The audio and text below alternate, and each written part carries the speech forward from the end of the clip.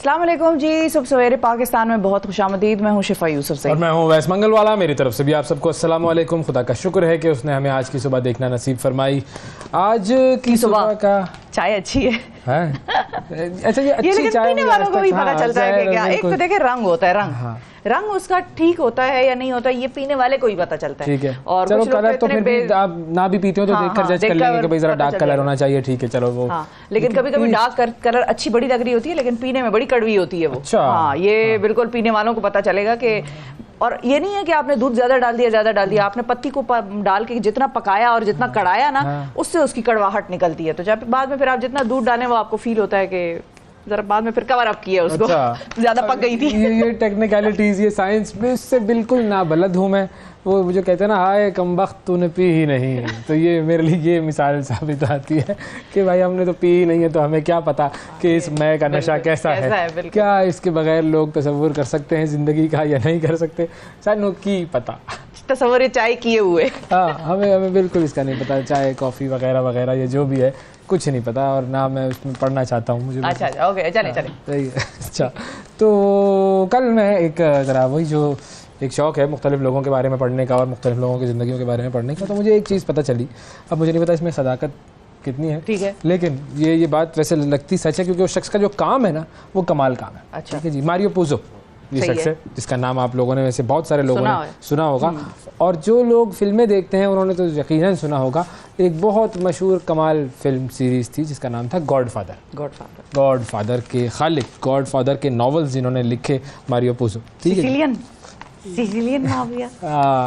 बिल्कुल, उसका एक बड़ा वो था कोटेशन। बिल्कुल। अब मारियो पूज़ो जो थे साहब, उन्होंने किताब लिखी गॉडफादर के नाम से, फिर उस पे फिल्म बनी। फिर उसके बाद उन्होंने ही उसको स्क्रीन प्ले में कन्वर्ट किया ताकि उसके ऊपर फिल्म बन जाए। पहली फिल्म बन गई, दूसरी फिल्म बन गई, 2 ऑस्कर जीत लिए उन्होंने। भाई के कमाल, इससे बेहतर तो फिल्म मेकिंग में कुछ हुआ ही नहीं हुआ था। अब जनाब ये शख्स जो था उसने पहली मर्तबा स्क्रीन प्ले लिखे थे। फिल्म का स्क्रीन प्ले लिखना एक बड़ा टेक्निकल काम है, और ख़ास तौर पर अपनी किताब को फिर स्क्रीन प्ले में कन्वर्ट करना। उसने 2 मर्तबा ये काम कर लिया, ऑस्कर जीत लिया। उसके बाद उसने सोचा कि यार मुझे स्क्रीन प्ले सीखना भी चाहिए, और मैं कोई किताब ले लूँ, इसके बारे में पढ़ लूँ, ताकि ये मतलब पता तो चले। और अब आप देखें कि वो अपने काम की महराज पर है, जीत चुका है, ऑस्कर्स जीत चुका है, सीखने की कोशिश वो कर रहा है कि यार मैं सीख तो लूँ।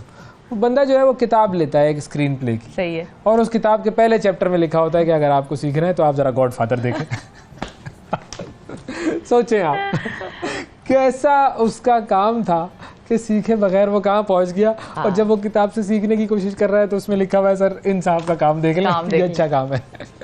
ऐसा भी होता है। अपने आप को इस मेराज तक पहुंचा दो, चाहे सीखो चाहे ना सीखो। अगर तुम किसी भी काम के टॉप पर पहुंच गए ना, तो बस इसका मतलब है तुमने उस काम का हक अदा कर दिया। और हर काम को इसी तरीके से करने की कोशिश करो कि लगे लोगों को कि यस, इस शख्स ने पूरी मुकम्मल मेहनत की है, बिल्कुल हक अदा कर दिया उसका काम। बिल्कुल, वरना हम बस काम चलाओ वाला हिसाब किताब होता है। हाँ, काम चलाओ वाला हिसाब किताब होता है। और लोग जब आपकी तारीफ करें, कुछ लोग ऐसे भी होते हैं कि दुनिया आपकी मोतरफ है, लेकिन आप खामखा कीड़े निकालने में अंडर एस्टिमेट खुद को बहुत करते हैं। हाँ। एक ये भी है, अंडर एस्टिमेट खुद को ना करें। अगर दुनिया मोतरफ हो जाए आपकी, मैं जानता हूँ ऐसा शख्स है, बिल्कुल जानता हूँ मैं उसको। अगर आपकी दुनिया मोतरफ हो जाए तो बस फिर तो बात खत्म हो गई ना। फिर तो हाँ, आपने इम्प्रोवाइज करना है, लेकिन आपने खुद को बिल्कुल ही नाकारा चीज नहीं समझना। हमेशा कोशिश करेंगे, बिल्कुल, लेकिन स्ट्राइव फॉर एक्सीलेंस।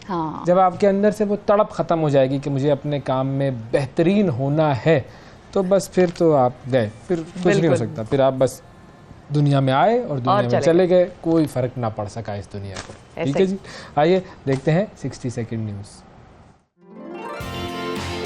वज़ीर आज़म की हिदायत के बाद मुल्क भर में सिगरेट स्मगलर्स के खिलाफ कार्रवाइयाँ तेज़। छापों में करोड़ों रुपए की गैर कानूनी सिगरेट बरामद। वज़ीर ममलिकत बराए पेट्रोलियम डॉक्टर मुसद्दिक मलिक ने बजट से पहले ही अवाम को पेट्रोल की कीमत में कमी से मुताल्लिक खुशखबरी सुना दी। जहांगीर तरीन ने अलीम खान के घर इशाइये पर नई जमात का बाज़ाब्ता ऐलान कर दिया। सियासी जमात इस्तेहकाम पाकिस्तान पार्टी कहलाएगी। वर्ल्ड टेस्ट चैंपियनशिप फाइनल के पहले रोज़ ऑस्ट्रेलिया ने भारत के खिलाफ 3 विकेट पर 327 रन बना लिए। बुहैरा अरब के जुनूब मशरिक में मौजूद समुंदरी तूफ़ान में शिद्दत आ गई, ताहम पाकिस्तान के किसी भी इलाके को अभी तक कोई ख़तरा नहीं। ग्लोबल फंड ने पाकिस्तान के टीबी और मलेरिया प्रोग्राम के लिए $282 मिलियन ग्रांट की मंजूरी दे दी। भारत में मणिपुर में नस्ली फसादात जारी, एक खानदान को एम्बुलेंस में ही जिंदा जला दिया गया। बरतानिया में सब्जी की कीमतें 40 साल की बुलंद तरीन सतह पर पहुंच गईं। कनाडा के जंगलात में आग लगने से अमेरिका में भी शदीद फ़ज़ाई आलूदगी का इंतबाह जारी। और अफ़गानिस्तान में मुसाफिर बस हादसे का शिकार, 24 अफराद जाँ बहक। भारत के एक शख्स ने जो है वो माजरत कर ली है, वो मैं आपको बता दूं जी। अच्छा, कल जो मैंने सिंधी बोल कर मैसेज पहुंचाया, कुछ सिंधी सिखाई आपने जी, सिंधी उनको बताया कि भाई हम सिंधी बोलते हैं, हम सिंधी पढ़ते हैं, सिंधी का अदब भी है और सिंधी ज़बान में जो है वो बहुत सारी खूबसूरत चीज़ें ऐसी लिखी गई हैं जो हर एक को पढ़नी चाहिए। नसीरुद्दीन शाह साहब, उन्होंने पाकिस्तान में सिंधी ज़बान से मुतालिक बयान पर गलती का एतराफ़ कर लिया है और उसमें सोशल मीडिया पर जारी बयान में उन्होंने कहा है कि जी पाकिस्तान में सिंधी ज़बान ना बोले जाने से मुतालिक जो मेरा बयान था वो गलत था। तो ये देखो, बड़ा आदमी वो होता है जो मान ले। और फिर ज़ाहिर है उन्होंने सोचा होगा ना कि जब वो वैसी बात कह रहा है तो गलत तो नहीं कह रहा होगा। हाँ, और क्या, वो वैसे ने बोल के बता दी, भाई बात खत्म हो गई। और क्या, उसने प्रैक्टिकल डेमोन्स्ट्रेशन कर दी। हाँ, बिल्कुल। अब आप कैसे कह सकते हैं कि ये सिंधी बोलने वाले पाकिस्तान में नहीं है या सिंधी बोली नहीं जाती? नहीं जाती, बिल्कुल। ये छा है, ये बोलड़ो है, ये होता है। हाँ, बिल्कुल सही है, सही है। अच्छा, उसमें उन्होंने ना मराठी और फारसी के बारे में भी बात की थी, तो वहाँ पर इंडिया में बड़ी कंट्रोवर्सी बनी हुई है। अच्छा, वो क्यों? कि वो कह रहे थे कि जी मराठी में बहुत सारे ऐसे अल्फाज हैं जो फारसी के ओरिजिन से हैं।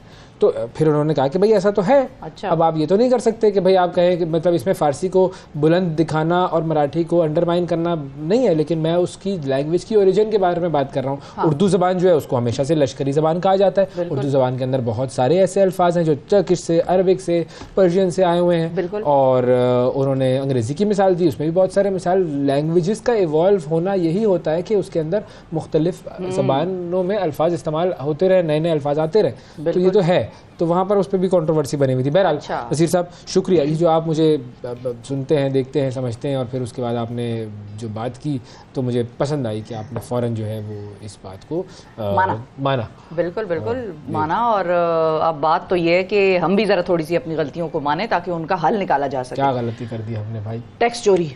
अच्छा।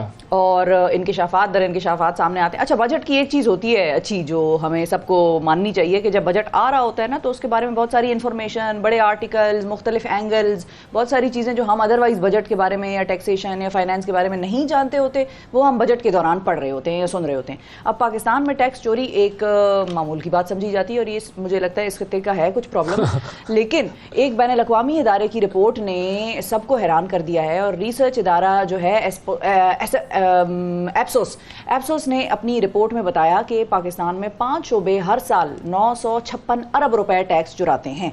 अब वो कौन से 5 शोबे हैं वो आपको हम जरा बता देते हैं। उनमें रियल एस्टेट शामिल है, चाय, सिगरेट, टायर्स, ऑयल और फार्मास्यूटिकल सेक्टर्स। ये वो 5 शोबे हैं जहां पर सबसे ज़्यादा टैक्स चोरी होती है और ये हमारी अथॉरिटीज़ को भी बात पता है। रिपोर्ट के मुताबिक सिर्फ रियल एस्टेट के शोबे में 500 अरब रुपए की टैक्स चोरी होती है। और अगर आप किसी रियल्टर को जानते हैं तो आप उनसे ज़रा वैसे ही पूछिएगा, बाय द वे सवाल पूछिएगा कि लेन देन ऐसे पूछिएगा यूं बता दो सही जरा, बता दो सही बात है, आपस की बात बताएगा वो, वरना नहीं बताएगा। बिल्कुल, क्योंकि रियल एस्टेट तो ज़ाहिर है ज़मीनें बहुत महंगी होती है, ठीक है, 5-5 करोड़, 3-3 करोड़, 70-70 लाख, इस किस्म की ज़मीनों के रेट होते हैं। अब आप सोचें सिर्फ कि टैक्स चुराया कैसे जाता है कि 70 लाख रुपए या करोड़ रुपए या जितनी भी कीमत है वो कैश में दी जा रही है या कैश में अदा हो रही है या उसके बदले तो दे दिया ना, क्या हो गया इसमें?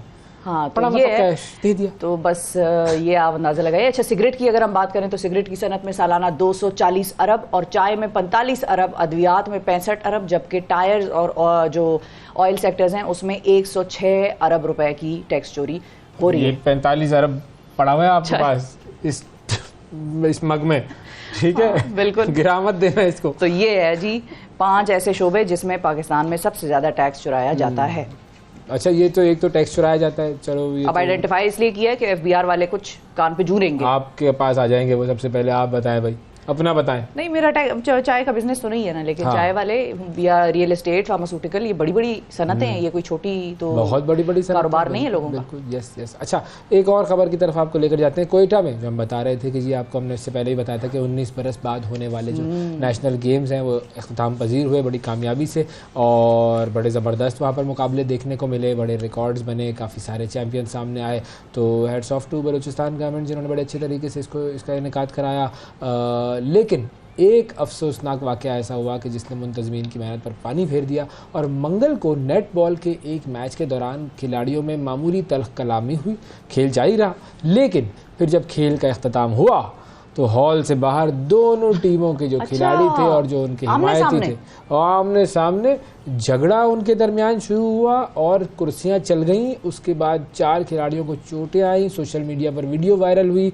सार्फिन ने बड़ा अफसोस का इजहार किया। उन्होंने कहा कि भाई देखें, ये जो हुआ है ये तमाम खिलाड़ियों पर आप पाबंदी लगाएं 1-1 साल की, और आइंदा मोहतात रहने की उनको वार्निंग दे दी गई है वैसे तो, लेकिन 1-1 साल की पाबंदी जो है वो लग गई है। अब ये वैसे देखें, स्पोर्ट्समैन स्पिरिट जो है ना वो बड़ी ज़रूरी, जाहिर है एक ही जीतेगा ना, बिल्कुल एक ही और जीतेगा, अगर कभी कोई कंट्रोवर्सी हो जाती है, देखिए स्पोर्ट्स में हमेशा ये हुआ है कि जो एम्पायर है उसका फैसला होता है वो चैलेंज नहीं किया जा सकता। क्रिकेट में अब हुआ है कि जी कि आप उसको रिव्यू कर लेते हैं, 2-2 रिव्यूज़ हर टीम को हर इनिंग में मिल जाते हैं, लेकिन फिर भी एक सुप्रीमेसी जो है वो एम्पायर की होती है। और आप जब भी खेल रहे हैं तो उस खेल को इतना ना अपने सर पर सवार कर लें कि अब आप वो खिलाड़ी सामने वाला उसने भाई अगर गलती हो गई या कुछ हो गया, इट हैपेंस, खेल में हार जीत होती है, इस तरह की चीज़ें नहीं आनी चाहिए।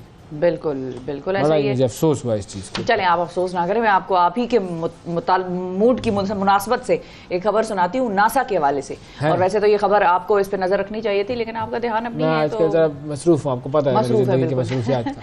तो नासा ने अब एक बार और बड़ा दिलचस्प काम किया है और वो करने ये लगे हैं, इस पर मीडिया पे बड़ी बात हो रही है। नासा का कहना ये है कि वो अमरीकी शायरा हैं एडा अलीमन, और ये उनका नाम है, उनकी एक नज्म खला में भेज रहा है जिस पर दुनिया का कोई भी शख्स जो है वो साइन कर सकता है। हाँ, अब ये कुछ अजीब नज्म कैसे भेज रहे हैं, मतलब क्या लिख के भेज रहे हैं? नज्म नासा के जो एक खलाई जहाज है उस पर लिखी हुई होगी, जबकि साइन करने वालों के जो नाम है किया हुआ होगा उसको या क्या वो जी, और जो साइन करने वालों के नाम है वो एक माइक्रोचिप में महफूज करके खलाई जहाज में रख दिए जाएंगे। और ये जहाज जो है ये 2.9 अरब किलोमीटर का सफर तय करके मुश्तरी के एक चांद यूरोपा, मतलब हाँ यूरोपा उसका नाम है, उस पर पहुंचेगा।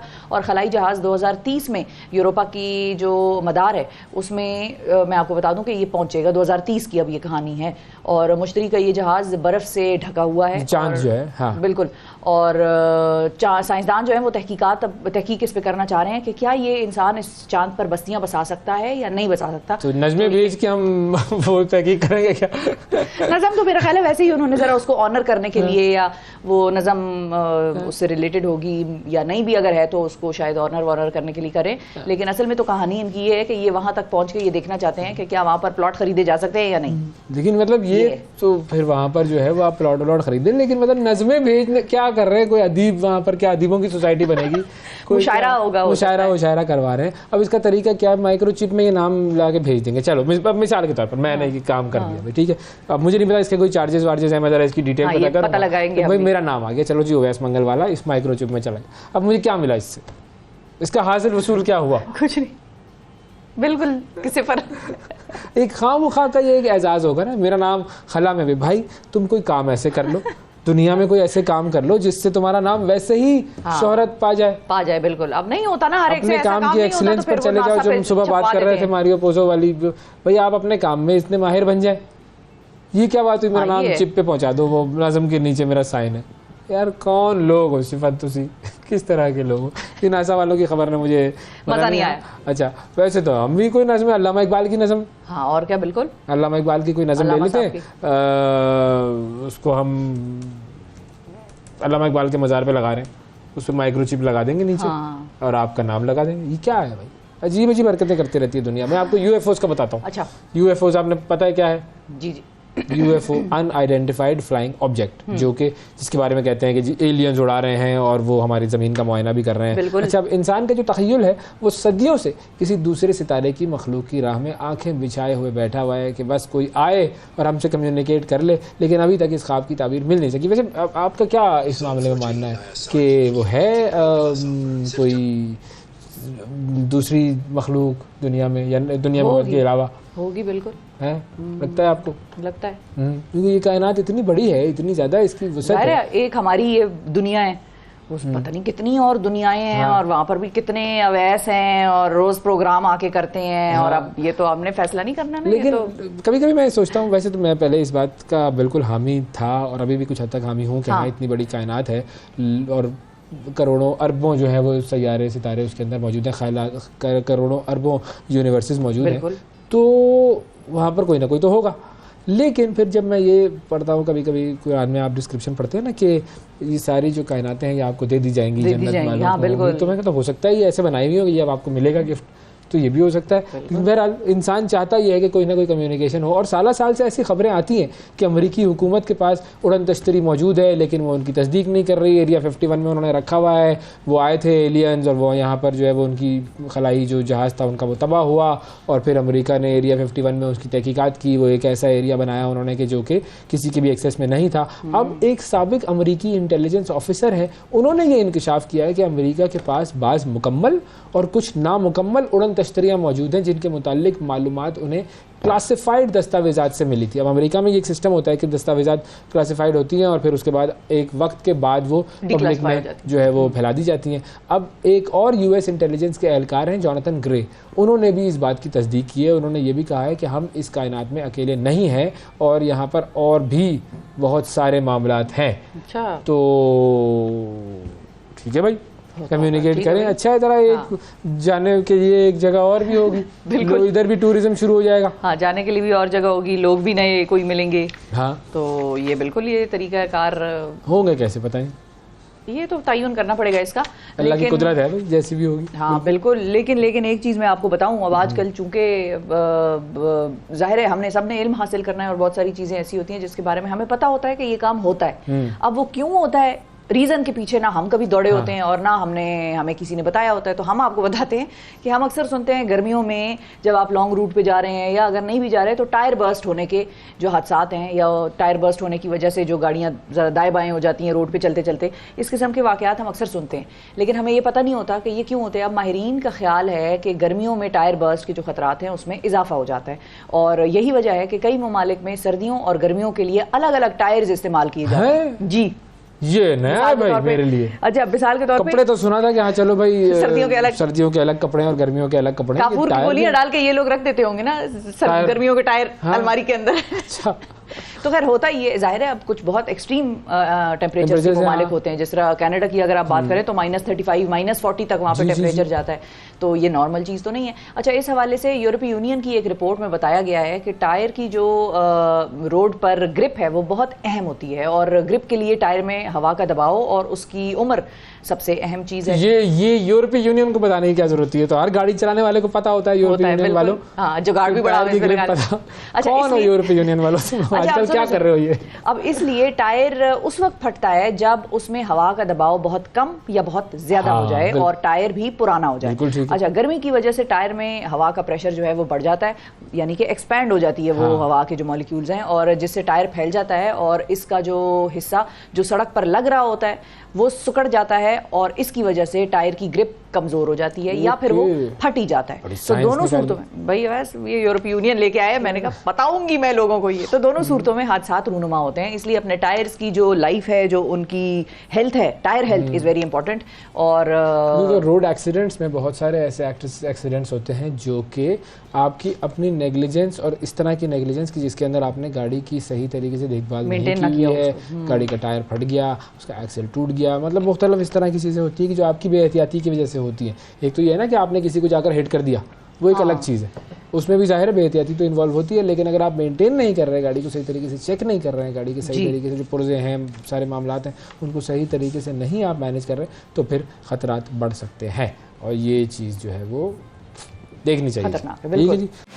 सुबह सवेरे पाकिस्तान, सुबह सवेरे पाकिस्तान, सुबह सवेरे पाकिस्तान।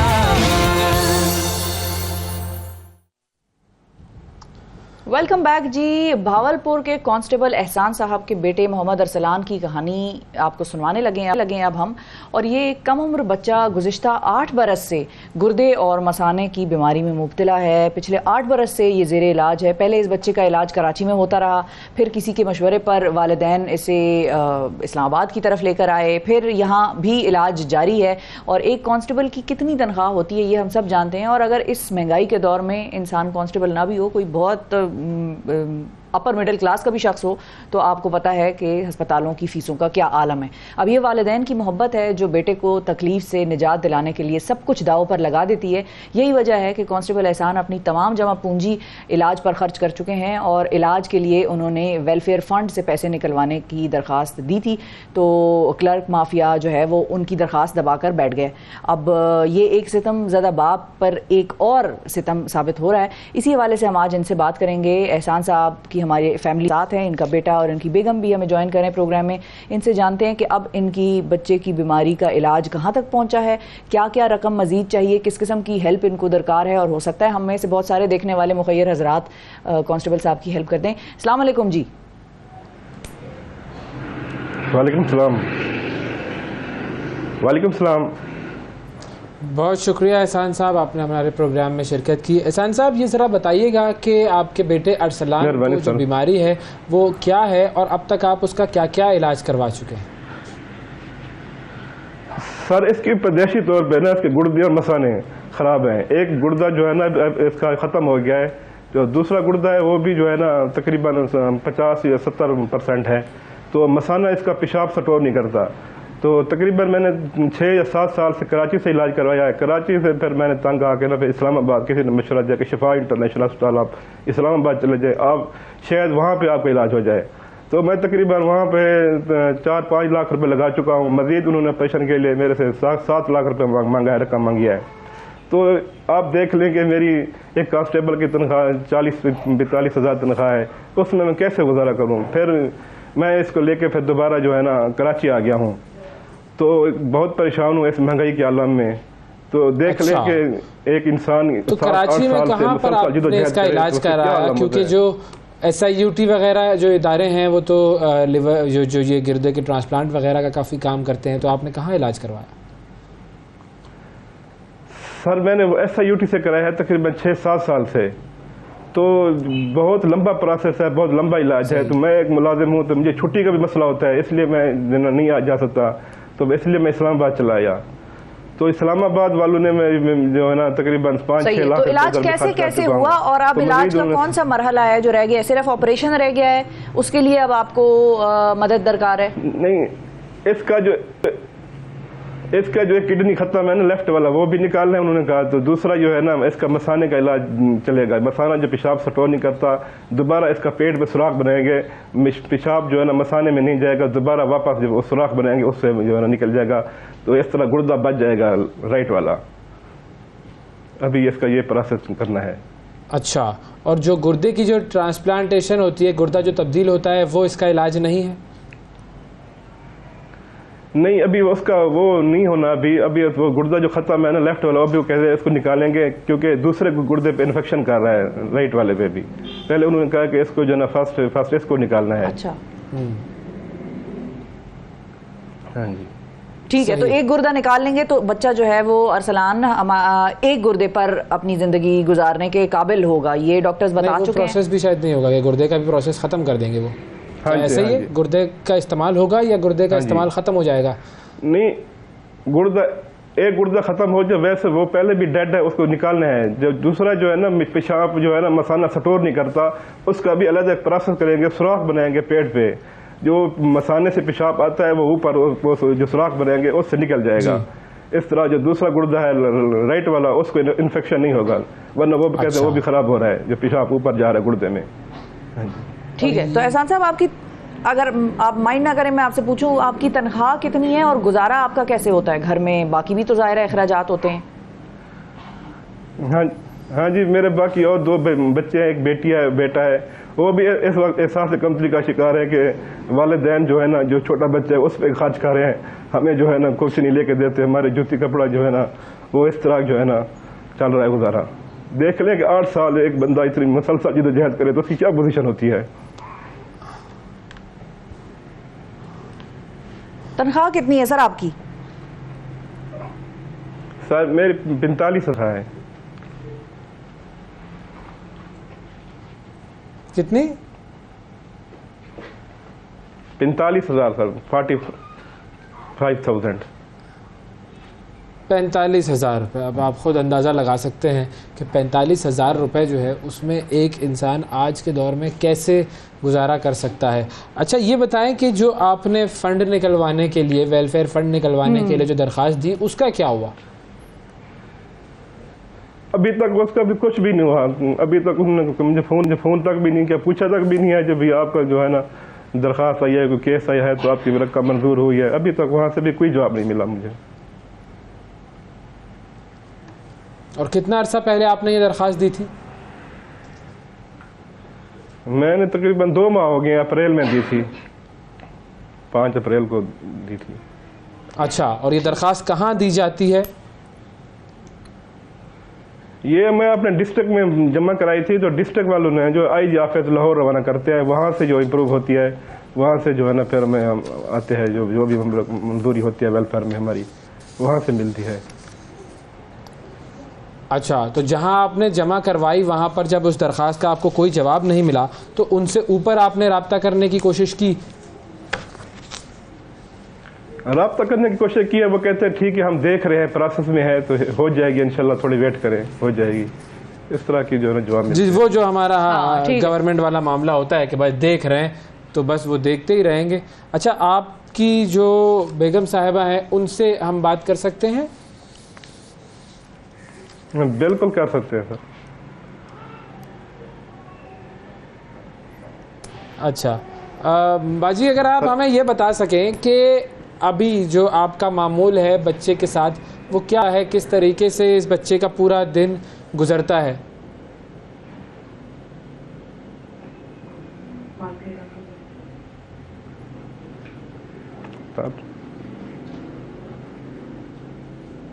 अच्छा, माइक नहीं लगा हुआ। अच्छा, ठीक है जी। अगर आप बता सके हमें या अपना माइक उनको अगर पकड़ा दें आप तो जी, माइक उनको पकड़ा दें। हम लोगों से ये अपील करेंगे कि हम ये सेगमेंट्स जब भी किसी की तकलीफ आपके सामने लेकर आते हैं, उसका किसी किस्म का कोई मकसद और नहीं होता सिवाय इसके कि हम चाहते हैं कि हमारे प्रोग्राम को देखने वाले लोग थोड़ा सा अपना किरदार अदा करें, उन लोगों की ज़िंदगियों को बेहतर बनाएं जो तकलीफ में हैं। आप अंदाजा लगाएं बिल्कुल कि लोग खुद जो है वो और इनका इशू एक और भी था बिल्कुल कि और दूसरा ये कि जो सिस्टम है हमारे, हाँ, ब्यूरोक्रेसी में फंस जाती हैं लोगों की फाइलें, तकलीफ में है एक शख्स और उसकी मतलब तनख्वाह, ज़ाहिर है हम सब जानते हैं कुछ चीज़ें ऐसी होती हैं जो प्रायोरिटी बेसिस पर होनी चाहिए, और हमारे यहाँ पर हम जानते हैं कि ये सिस्टम्स कैसे, मतलब देखें बहुत सिंपल सी बात है, हम सब जो लोग जो कि अल्लाह ताला ने हमें बहुत अता किया है, प्रिविलेज लोग हैं, हम तो यहाँ से भी इलाज करवाएं, बाहर से भी इलाज करवाएं, हमारे हम देखते हैं ना बाहर जाते हैं इलाज करवाने के लिए, नज़ला होता है तो बाहर चले जाते हैं, खांसी होती है तो बाहर चले जाते हैं इलाज करवाने के लिए। यहाँ पर जो लोग मर रहे हैं उनको कौन देखेगा, उनका पुरसाने हाल कौन होगा? हम जो अपनी सियासत के, मईशत के मामलात में बस हर वक्त लगे रहते हैं, उसका इम्पैक्ट जब तक लोगों पर नज़र नहीं आएगा उस वक्त तक ये सारी बातें करने का कोई फ़ायदा नहीं है। बिल्कुल। तो जी मेरी बहन बताइए बहन कि इनका, आपके बेटे का, अरसलान का क्या पूरे दिन का रूटीन होता है, किस तरीके से ये दिन गुजरता है इनका इस तरह की परेशानी? इससे तो अभी यूरियन बैग लगा हुआ है, अभी तो इसकी तकलीफ कुछ कम। यूरियन बैग नहीं लगा होता तो इसकी तकलीफ होती है, इसे यूरियन करने में बहुत ज्यादा तकलीफ होती है। अभी तो 2 हफ्तों से इसे यूरियन बैग लगा हुआ है, अभी सही है।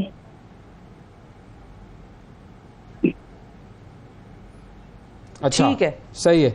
और जिस तरीके से आप मुख्तलिफ अस्पतालों में भी गई होंगी तो वहाँ पर अस्पतालों में क्या सूरत हाल होती है जहाँ पर आप जाती हैं इलाज के लिए? क्या होता है वहाँ आप लोगों के साथ?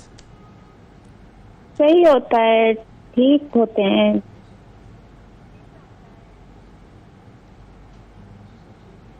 ठीक है चले, सही। सिचुएशन मुश्किल सूरत हाल होती है ज़ाहिर है, और बहुत सारी चीज़ें जो है वो बताना और बहुत सारी चीज़ों का समझाना बड़ा मुश्किल होता है। अच्छा, एहसान साहब, फाइनली मैं चाहूँगा कि अगर क्या आप कहना चाहेंगे इस वक्त हमारे प्रोग्राम के तवस्सुत से हमारे जो नाजरीन देख रहे हैं हमारा प्रोग्राम, वो और जो आपकी जो पुलिस के, पंजाब पुलिस के आला तरीन जो अहदेदार हैं, IG साहब हैं, और हुकूमत से क्या कहना चाहेंगे आप? सर मेरा बस ये सवाल है कि अपने महकमे से भी ये सवाल है कि देख लें कि एक बंदा जो है ना 8 साल मुसलसल जद्दोजहद करे तो सब वालिदैन होंगे, बच्चों वाले होंगे, तो सबको अंदाज़ा हो गया होगा कि एक बच्चे की तकलीफ जो है ना वालिदैन पे कितनी परेशानी होती है, वालिदैन पे क्या गुजरती है। मेरा बस ये सवाल है कि वालिदैन से माशाल्लाह सब बच्चों वाले होंगे। बस ये सवाल है मेरा, और कोई सवाल नहीं है। बहुत शुक्रिया अदा करेंगे आपका, आपकी फैमिली के लिए बहुत दुआएं, छोटे के लिए बहुत दुआएं, और अल्लाह करे कि आपकी ये मुश्किल अल्लाह ताला आसान करेंगे इंशाल्लाह, हमारी पूरी उम्मीद है। और जो लोग देख रहे हैं, हमारी आपसे भी दरख्वास्त है कि ज़रूर आगे बढ़ें अगर आप मदद कर सकते हैं किसी भी तरीके से। कोई डॉक्टर हो सकता है, बहुत सारे हमारे डॉक्टर्स ज़बरदस्त काम करते हैं, ऐसे क्लिनिक्स चलाते हैं जिसमें कि लोगों का फ्री इलाज करते हैं। कोई डॉक्टर हो जो नेफ्रोलॉजिस्ट हो, कोई करना चाहे मदद, तो ज़रूर आगे आएँ। हमारे पेजेस पर ये सेगमेंट हमारा मौजूद होगा। थोड़ा सा अब आपको लेकर चलते हैं गवादर की तरफ। एक बड़ा अहम काम हुआ है, और जाहिर है बलूचिस्तान का ये वो खित्ता है जो कि अगर उठ गया तो बलूचिस्तान उठेगा, और अगर बलूचिस्तान उठेगा तो फिर पाकिस्तान उठेगा। गवादर पाक चीन दोस्ती का एक ऐसा खूबसूरत इस्तिआरा बन चुका है कि ये पाकिस्तान के मुआशी मुस्तकबिल के लिए सबसे अहम मनसूबा है, जिसकी तरक्की के लिए बहुत तेज़ी से काम किया जा रहा है। हाल ही में बलूचिस्तान हुकूमत ने एक बड़ा ज़बरदस्त फैसला करते हुए कहा है कि गवादर को टैक्स फ्री जोन करार दिया जाएगा, और बल्कि दे दिया गया है, और वफाकी हुकूमत से भी यही उन्होंने दरख्वास्त की है कि आप भी इसको टैक्स फ्री जोन डिक्लेयर कर दें। और बलूचिस्तान हुकूमत को वैसे उम्मीद तो ये है कि वफाकी हुकूमत बजट में गवादर को टैक्स फ्री जोन का दर्जा दे देगी। ताहम इस दौरान बलूचिस्तान हुकूमत की वफाकी हुकूमत से नाराज़गी की भी खबरें सामने आ रही हैं, और बलूचिस्तान हुकूमत ने वफाक से शिकायत की है। मुख्तलिफ मामलात पर कौमी इक़्तिसादी राब्ता कमेटी के इजलास का भी बॉयकॉट किया था। तो इस वक्त हमारे साथ जो है वो मौजूद हैं बाबर यूसुफज़ई साहब, जो कि तर्जुमान हैं वज़ीर आला बलूचिस्तान के। उनसे हम जानते हैं इस हवाले से कि जो गवादर को टैक्स फ्री जोन बनाया गया है उसका क्या फ़ायदा होगा। अस्सलाम वालेकुम बाबर साहब। जी वालेकुम सलाम। बहुत शुक्रिया बाबर साहब, आपने वक्त निकाला। सबसे पहले तो ज़रा हम अगर आपसे पूछ लें कि गवादर का टैक्स फ्री जोन होने का जो प्लान था ये किस तरह हुआ, और ये फैसला किस तरह से किया गया कि गवादर को टैक्स फ्री जोन डिक्लेयर कर दिया जाए। बिस्मिल्लाहिर्रहमानिर्रहीम। जैसा कि आप जानती हैं कि गवादर इस वक्त गेटवे ऑफ पाकिस्तान है, पाकिस्तान का मुस्तकबिल है, ना सिर्फ पाकिस्तान का बल्कि पूरे साउथ एशिया का मुस्तकबिल है। गवादर को हुकूमत बलूचिस्तान ने टैक्स फ्री जोन बनाने का जो फ़ैसला किया, ये फ़ैसला सयाहत के शोबे को, सरमायाकारों को, और वहाँ पे जो लोग रहते हैं उनकी सहूलियात को मद्देनज़र रखते हुए बनाया गया। मैं आपको यकीन कर दिलाता हूँ कि इंशाल्लाह आप मुस्तकबिल में देखेंगी कि गवादर इंशाल्लाह दुबई से बड़ा इंशाल्लाह एक टूरिस्ट स्टेशन होगा जहाँ पर पूरी दुनिया से सयाह आएंगे। हुकूमत बलूचिस्तान ने गवादर को टैक्स फ्री जोन डिक्लेयर कर दिया है, और हुकूमत बलूचिस्तान का गवादर को टैक्स फ्री जोन डिक्लेयर करने का मकसद ये है कि यहाँ पर दुनिया भर से सयाह आएँ। जैसा कि आप जानते हैं कि गवादर की जो हमारी साइली पट्टी है, बहुत खूबसूरत साइली पट्टी है, गर्म पानी, नीला पानी, जो प्योर ब्लू वाटर होता है वो गवादर के समंदर में आपको मिलेगा। तो हुकूमत ने यह फैसला इसलिए किया कि सरमायाकार और सयाह यहां पर आए और यहां से लुत्फानंदोज हों। इसके अलावा हमने एक और अच्छी चीज़ की है हमारी सूबाई हुकूमत ने, कि जितने सूबाई टैक्सेस थे उन्हें ख़त्म कर दिया है। अब ना वहां पर हम बलूचिस्तान से रिलेटेड कोई एक्साइज टैक्स लेंगे, ना जनरल टैक्स लेंगे, ना वहां पर बलूचिस्तान से रिलेटेड रेवेन्यू टैक्स लेंगे। हुकूमत बलूचिस्तान ने अपने तमाम टैक्सेस ख़त्म कर दिए हैं। ये हमने सयाहों को और सरमायाकारों को, स्पेशली इंटरनेशनल इन्वेस्टर्स जो हैं, उन्हें एक बहुत बड़ी अपॉर्चुनिटी दी है। और इसके अलावा होटल्स, अगर कोई आता है इन्वेस्टर होटल्स बनाना चाहता है 5 स्टार 4 स्टार, उसको गवर्नमेंट लीज पर ज़मीन भी देगी और उनके लिए तमाम वो सहूलियात उन्हें मैसर करेगी, अमन व अमान समेत, लॉ एंड ऑर्डर समेत, जिससे वो मुस्तफ़ीद हो सकें। तो हुकूमत बलूचिस्तान ने विफाक को भी लिख दिया है और विफाकी हुकूमत से भी दरख्वास्त की है कि जो उनके टैक्सेस हैं उन्हें भी ख़त्म कर दें, ताकि फ्यूचर में गवादर दुबई से बड़ा एक जो है ना टूरिस्ट स्टेशन बन सके। बिल्कुल सही। अच्छा, कि जब आप लोग इसके ऊपर प्लानिंग कर रहे थे, रिसर्च कर रहे थे, तो कोई ऐसे बिजनेसेस या फैक्ट्रीज या कोई ऐसे सरमायादार थे जो कि सरमायाकार जो ये कहते हैं कि हाँ ठीक है, हम वहाँ पर अपना काम शुरू करेंगे, हम वहाँ पर इन्वेस्टमेंट करेंगे, अगर आप गवादर को टैक्स फ्री जोन बना दें तो we are there to start businesses? जी देखिए, सबसे पहले तो हमें लोगों की सबसे ज़्यादा जो डिमांड थी वो होटलिंग के बिज़नेस की थी, क्योंकि गवादर की जो पूरी पट्टी है, आप ओमारा से लेकर पसनी, जियोनी या गवादर तक आप जाएंगे, बहुत खूबसूरत है। तो यहाँ पर बहुत बड़े बड़े इन्वेस्टर्स आकर इन्वेस्टमेंट करके होटल्स बनाना चाहते थे। एक तो हमने उन होटल्स मालिकान को हमने रियायत दी है कि आप आएँ यहाँ पर इन्वेस्ट करें और अपने होटल्स बनाएं। इसके अलावा फ़िशरीज़ का यहाँ पर बहुत चार्म है। फ़िशरीज़ डिपार्टमेंट हमारी बहुत मेहनत कर रहा है, लेकिन जो फ़िशरीज़ का बिज़नेस है, दुनिया का सबसे बेहतरीन मुनाफे बख्श कारोबार फ़िशरीज़ का बिजनेस है।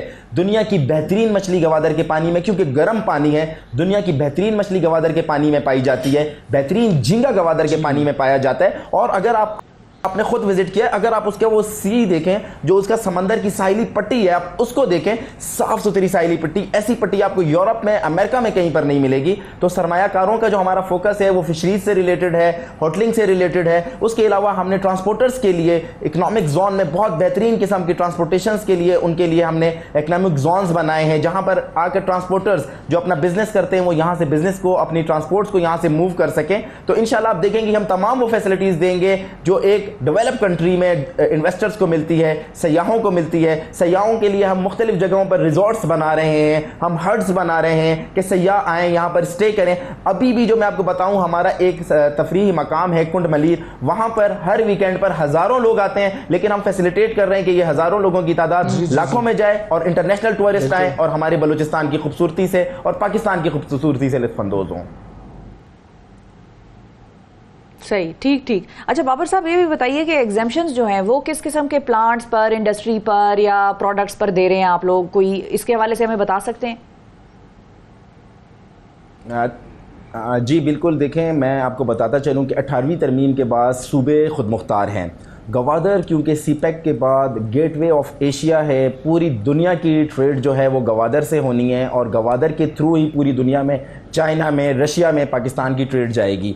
हम क्योंकि गवादर को चाइना से और अफ़गानिस्तान से डायरेक्ट लिंक कर रहे हैं और यहाँ से हम पूरे यूरोप तक अपनी ट्रेड बढ़ा रहे हैं, तो सूबाई हुकूमत ने जो अपने इख्तियारात थे, उनके जो टैक्सेस थे वो टैक्सेस ख़त्म कर दिए हैं। अब बाल चली गई है विफाक के कोड में। विफाक के कुछ टैक्सेस होते हैं, जैसे जनरल सेस टैक्स होता है, वो विफाक उसको ख़त्म कर सकता है, वो भी कोई 11 से 12% है। अगर विफाक वो 11 से 12% अपने टैक्सेस वापस ले लेता है, फेडरल ड्यूटीज़ हैं, GST टैक्स है, अगर वो वापस ले लेता है तो आप यकीन करेंगे कि गवादर में एक तो जो वहाँ पर सरमायाकार आना चाहेंगे उन्हें बहुत सस्ती, वहाँ पर लैंड बहुत सस्ती मिलेगी लीज पर, उनकी वहाँ पर जो कॉस्ट ऑफ मटेरियल होगा वो उन्हें बड़ा सस्ता पड़ेगा। उसके अलावा जो उनका लेबर होगा वहाँ पर, उनकी तनख्वाह से कोई कटौती नहीं होगी। अगर वहाँ पर कोई काम करता है, कोई शख्स कोई लेबर काम करता है और उसे कोई फैक्ट्री, कोई इन्वेस्टर, कोई फैक्ट्री वाला अगर उसे 30,000 देते हैं तो उसमें से कोई गवर्नमेंट का टैक्स की उसमें से कटिंग कोई नहीं होगी, वो डायरेक्ट 30,000 उसे जाएंगे। तो इस तरह सरमायाकारों के लिए, लेबर के लिए, रोजगार के लिए बहुत बड़े मौके पैदा होंगे और मैं उम्मीद करता हूं कि वफाकी हुकूमत, क्योंकि गवादर इतना इंपॉर्टेंट है, सीपैक है, चाइना है, हमारा फ्रेंड है और पूरी दुनिया की नजर इस टाइम गवादर पर है, तो मैं उम्मीद करता हूं कि वफाकी हुकूमत भी इस पर बड़ा होने का सबूत देगी और जो उनके फेडरल टैक्सेस हैं उन्हें भी खत्म करेगी।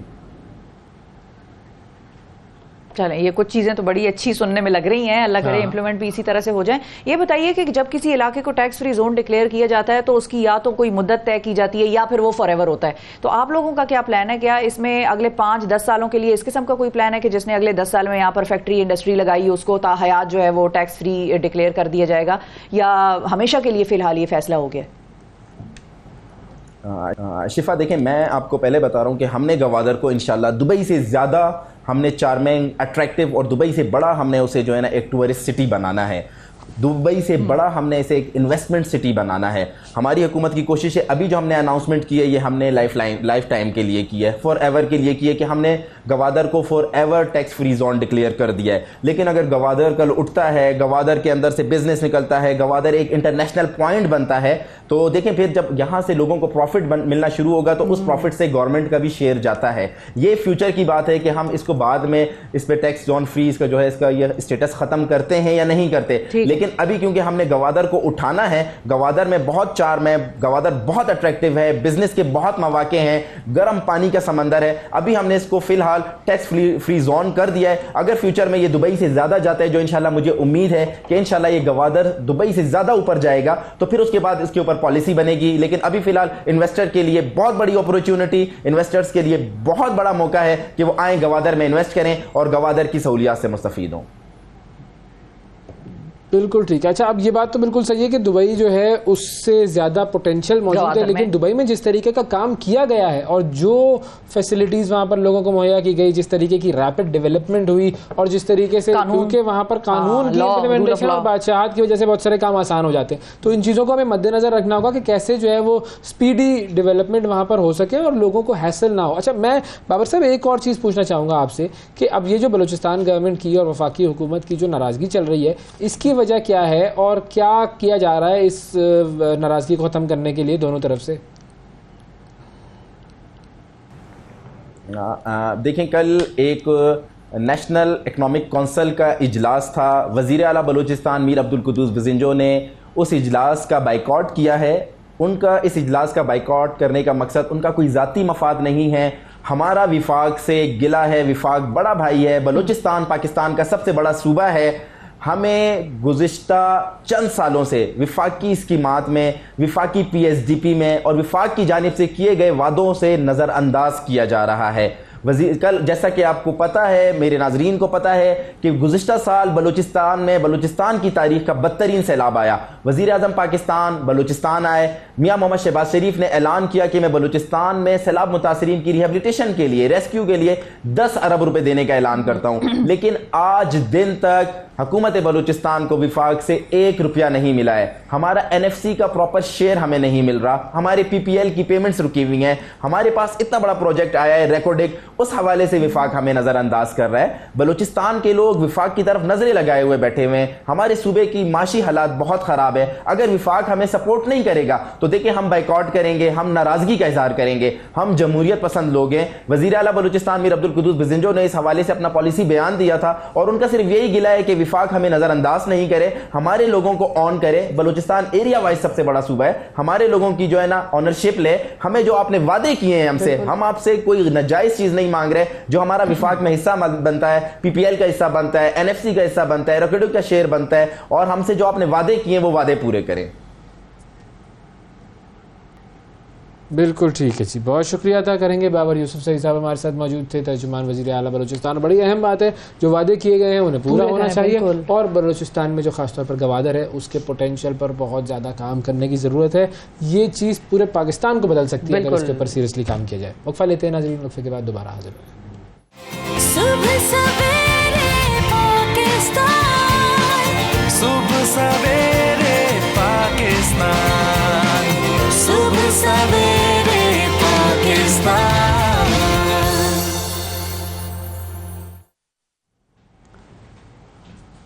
Welcome back. बताइए वैसे। आप शुरू कर रही हैं? नहीं, मेरा मैथमेटिक्स से कोई खास ताल्लुक नहीं, आप शुरू करें। मेरा तो जो है वो तालीम जो है वो हमेशा हमें उसकी पजीराई करनी चाहिए। बिल्कुल। ये 2019 की बात है कि जब कैम्ब्रिज यूनिवर्सिटी ने एक ऑनलाइन पोल करवाया और उस पोल में दुनिया में जो जितने भी तलबा थे उन सबसे कहा गया कि भाई सबसे डेडिकेटेड उस्ताद उसके लिए आप वोट दीजिए। अब इस पोल में जो दुनिया भर से जो 6 लोग शॉर्टलिस्ट हुए उनमें से एक साहब थे पाकिस्तानी और उनका नाम था अहमद साया। और ये ख़बर पूरी दुनिया के मीडिया में शाया हुई। पाकिस्तानियों ने बड़ा फ़ख्र किया जी, बड़ी मुसरत का इज़हार किया। और ज़ाहिर है इसके अलावा जो बाअसर तरीन पाकिस्तानी के तौर पर उनका नाम मशहूर किताब चेंज मेकर्स में भी आया है, अहमद साया का नाम। अब एक बार फिर अहमद साया साहब का नाम मीडिया पर छाया हुआ है और इस बार उन्होंने कौन सा कारनामा सर अंजाम दिया ये हम इन्हीं से पूछते हैं और ये भी पूछेंगे कि तरह ऐसे मकबूल उस्ताद बन गए और एक अच्छा उस्ताद क्या होता है। बिल्कुल, हमें क्यों नहीं अपने उस्ताद अच्छे लगे। वो लगे ये जो उस्ताद देख रहे हैं वो अब आपसे बात करेंगे। नहीं, लेकिन स्टूडेंट्स अक्सर डरते हैं, खौफ खाते हैं टीचर से। दोस्ती और प्यार का रिश्ता जो है वो आजकल के टीचर और स्टूडेंट्स के दरमियान कम होता है। तो हम अहमद साया साहब से जरा जानेंगे कि कैसे लोगों ने वोट डाला। अस्सलाम वालेकुम अहमद साहब। वालेकुम अस्सलाम। अहमद साहब थैंक यू सर, बहुत शुक्रिया आपने प्रोग्राम के लिए वक्त निकाला। सबसे पहले देखिए हमें तो पता है कि क्या कारनामा आपने सर अंजाम दिया है अभी, लेकिन मैं चाहूँगा कि आप अपनी ज़ुबान से बताएं कि ये क्या किया है आपने जिसकी वजह से आप एक मरतबा फिर मीडिया में खबरों की जद में हैं। अल्हम्दुलिल्लाह अल्लाह ताला ने अपॉर्चुनिटी दी और मैंने कैम्ब्रिज की जो ऑफिशियल मैथ की कोर्स बुक है मैं उसका को ऑथर हूँ एंड अल्हम्दुलिल्लाह मैं वो पहला पाकिस्तानी हूँ जिसने कैम्ब्रिज के लिए O लेवल मैथ की कोर्स बुक लिखी है, डिजाइन करी है। सर क्यों आप लोग मैथ्स को इतना फरोग देते हैं, जरा ये तो बताएं। देखिए मैथ के बगैर तो कुछ भी नहीं ना। डेली लाइफ एप्लीकेशंस में हर चीज आप जो कर रहे हैं उसमें मैथ इन्वॉल्व है। हर चीज मतलब घर बनाने से लेकर घर में खाना पकने तक हर जगह मैथ का इन्वॉल्वमेंट है। यहाँ पे जो रेडियो फ्रीक्वेंसीज मैच करती हैं, मुझे कनेक्ट आपने जो किया है उसमें पीछे बहुत सारा मैथ इन्वॉल्व है। मैथ के बगैर तो गुजारा ही नहीं है, इट्स अ यूनिवर्सल लैंग्वेज। चले अब अहमद साहब आप मुझे 1 मिनट दीजिएगा, मैं 1 मिनट में शिफा को समझा देता हूँ। शिफा, आपकी जो तनख्वाह आती है वो मैथ के हिसाब से इतनी गिनने, देखिए जमा मैं कर सकती हूँ, ये x square b square a square b square equals to c square, ये चीजें नहीं होती। ने बता दिया कि उसके बगैर कुछ नहीं हो सकता, जिस कुर्सी पे आप बैठी हैं वो भी नहीं बन सकती थी, हर चीज जो है वो मैथ्स के अमल दखल में। अच्छा, मुझे अहमद ये बताइए कोर्स पे अब कि इस किताब को लिखने के लिए ऐसा क्या क्राइटेरिया था कि जिसकी बुनियाद पर आपको सिलेक्ट किया गया? देखिए, एक तो ओ लेवल मैथ की जो किताब है ना, officially as per syllabus inclined किताब ऑफिशियली कोई मौजूद नहीं थी। जितनी भी किताबें पढ़ाई जाती हैं उनमें अभी तक उनमें या तो कोर्स से अलावा कुछ चीजें थी, एक्स्ट्रा चीजें थी, या ऐसी चीजें नहीं थी जो कोर्स में शामिल थी। तो एक तो there was a need for the book, secondly syllabus change हुआ है बहुत अरसे बाद ओ लेवल मैथ का, तो ऑब्वियसली एक बुक की नीड थी जो in line with the syllabus हो और जो वन स्टॉप सोल्यूशन हो फॉर स्टूडेंट्स। तीसरी चीज, जो मैथ की किताबें होती हैं उसमें हमने देखा है वो बड़ी बोरिंग सी होती हैं, या तो उसमें सिर्फ सवाल होते हैं, और अगर किसी ने उसको थोड़ा बेहतर बना दिया तो वो एक्टिविटी बेस्ड लर्निंग तो हो जाती है लेकिन उसमें सवाल नहीं रहते। तो हमने कोशिश करी कि एक ऐसी किताब बनाई जाए जो सेल्फ लर्निंग भी हो, एक्टिविटी बेस्ड लर्निंग भी हो और वन स्टॉप सोल्यूशन भी हो। इसमें complete syllabus exactly focused onto the syllabus, at the same time lots of practice questions, at the same time real life examples, plus जो concepts हैं उसकी history भी हो। मतलब ये concept क्यों है, जो मैथ लोगों को बोरिंग लगती है या लोग बोलते हैं मैथ का क्या काम है, उसकी वजह ये होती है कि उसको रियल लाइफ से लिंक नहीं किया हुआ होता। हमने इस किताब में मेक श्योर किया है कि आपको वो स्ट्रैटेजीज बताई जाए कि इसका रियल लाइफ इम्प्लीकेशन क्या है, इसमें एक्टिविटी बेस्ड लर्निंग क्या है और उसको किस तरीके से हम लोग डेली लाइफ में चीजों को इस्तेमाल कर सकते। अच्छा अहमद, मैं ये भी पूछना चाहूंगा कि मतलब कैसे सिलेक्ट किया कि जो मतलब आपको किस बुनियाद पर और कैसे फोन आया कैम्ब्रिज वालों की तरफ से कि Ahmed we want you to be the coauthor of this book? अच्छा, जब सिलेबस रिवाइज हो रहा था तो उसमें ऑब्वियसली बहुत सारे एजुकेशनिस्ट इन्वॉल्व थे, उनसे फीडबैक वगैरह लिया जा रहा था, ऑब्वियसली मुझसे भी फीडबैक लिया गया था। बहुत सारी चीजों पे हमने अपने राय दी थी कि ये होना चाहिए, ये नहीं होना चाहिए। उसके बाद मेरे पास कैम्ब्रिज यूनिवर्सिटी प्रेस की तरफ से ईमेल आई हुई थी कि अगर आप इंटरेस्टेड हैं बुक लिखने में तो हमें कुछ सैंपल्स भेज दें। मैंने सैंपल्स भेजे जो उनको पसंद आए। जो उन्होंने एक कॉम्प्लीमेंट मुझे दिया, वो उन्होंने बोला कि जब बुक लिखी जाती है तो यूजुअली ऑथर जो है वो उसको ऑथर के पर्सपेक्टिव से लिखता है। आपने जो सैंपल्स भेजे हैं उसमें आपने ऑथर के पर्सपेक्टिव से नहीं, आपने एक टीचर के पर्सपेक्टिव से हम चीजें लिखी हैं। तो दैट मेड थिंग्स डिफरेंट कि आप ऐसे लिख रहे हैं जैसे बच्चा क्लास में पढ़ रहा है। तो वो एक शायद मुझे थोड़ा एज मिल गया सही तो, और उन्होंने मुझे सेलेक्ट कर लिया। ठीक है, तो what was the entire process, किस किस मरहले से आप लोग गुजरे खुद लिखते हुए, कोर्स डिजाइन करते हुए? बिल्कुल, उनके साथ कोऑर्डिनेशन और जो भी मामला थे वो किस तरह से तय हुए और कितना अरसा लगा इसको कंप्लीट करने में? देखिए काफी टाइम तो लगा, लेकिन ये है कि definitely coordination to and fro होती थी। मतलब we used to write a chapter, then we used to vet it, और दोबारा उसको देखना पड़ता था, उसके पर्सपेक्टिव्स देखने पड़ते थे, सवाल डिजाइन हम करते थे, फिर उन सवालों को के सॉल्यूशंस बनाने होते थे, फिर उन सवालों की रेलेवेंस चेक करनी पड़ती थी, फिर उन सवालों में रियल लाइफ एग्जांपल्स को चेक करना पड़ता था कि हम जो चीज चाह रहे हैं वैसे हो भी रही है नहीं हो रही। फिर हमने उसमें कंटेंट भी रखा था, सिर्फ क्वेश्चन नहीं, एज आई मेंशन, क्योंकि उसके अंदर थियोरेटिकल एलिमेंट्स थे कि किताब का पूरा प्रोसेस क्या था, कि ये हिस्ट्री क्या थी, या इसकी रियल लाइफ एग्जांपल्स क्या थी, या उसमें एक्टिविटी बेस्ड चीजें क्या थी। तो उन सबको इस तरह सेट किया गया कि वो स्टेप बाय स्टेप प्रोसेस के अंदर चीजें गई। ऑब्वियसली टू एंड फ्रो होती थी, कुछ चीजें हमें लगता था कि हम जो लिख रहे हैं वो बहुत उस लेवल की नहीं है जो बच्चे को अच्छे से समझ में आ सके, या एट टाइम्स हमें लगता था कि ये चीजें हमने थोड़ी डिफिकल्ट कर दी है, इसको थोड़ा सा आसान तरीके से समझाना चाहिए। क्योंकि ग्लोबली किताब इस्तेमाल होनी है तो हमें हर चीज की को मद्देनजर रखना था कि इंग्लिश जिन लोगों के लिए सेकंड लैंग्वेज है उनके लिए भी बहुत आसानी से इस्तेमाल हो सके, और जिनके लिए English as a first language है उनको भी प्रॉब्लम किसी किस्म का ना आए कि समझने में किताब को किसी भी। अच्छा, अब ये बड़ी इंपॉर्टेंट बात आपने की कि ज़ाहिर है आपने तमाम स्टूडेंट्स को मद्देनजर रखना है, उनकी नीड को। जी, मैं इस चीज़ की तरफ आना चाहूँगा कि अब देखें आपका जो तजर्बा है being one of the best teachers in the world और कैम्ब्रिज के लिए आपने ये किताब लिखी, अब पाकिस्तान में हमारा जो करिकुलम है, ये जो पाकिस्तान में हमारे कोर्सेज़ हैं जो हमारे सरकारी स्कूलों में पढ़ाए जाते हैं या प्राइवेट स्कूलों में पढ़ाए जाते हैं, उनको कैसे इम्प्रूव किया जा सकता है keeping in view your experience as a teacher and as a writer of this book for Cambridge? हम क्या क्या गलतियाँ कर रहे होते हैं? सबसे पहले तो हमारा करिकुलम रिवाइज होने की नीड है। अनफॉर्चुनेटली हमारा जो लोकल बोर्ड का करिकुलम है वो करिकुलम अपडेटेड नहीं है। वो चीज़ें जो आज से बहुत साल पहले तक हमारे बुजुर्गों को पढ़ाई जा रही थी, वो चीज़ें अभी भी हमें पढ़ाई जा रही हैं, चाहे उनकी नीड है या नहीं है। तो उसकी रिविजन, अर्जेंट रिविजन की नीड है। फिर जब करिकुलम रिवाइज होगा तो ऑब्वियसली कंटेंट रिवाइज होगा, किताबें नहीं आएंगी, उन नई किताबों की नीड है। प्लस अनफॉर्चुनेटली हमारे सिस्टम में रोट लर्निंग बहुत ज़्यादा है compare to concept based learning. तो हमें कॉन्सेप्ट बेस्ड लर्निंग की तरफ शिफ्ट होना पड़ेगा। We will have to realise that we can't rote learn everything, specially math can not be rote learn. But I have seen students studying for the local board rote learning the formulas and the formats. Sir ऐसा नहीं है, मैंने theorems में भी लोगों को रट्टे लगाते देखे हैं।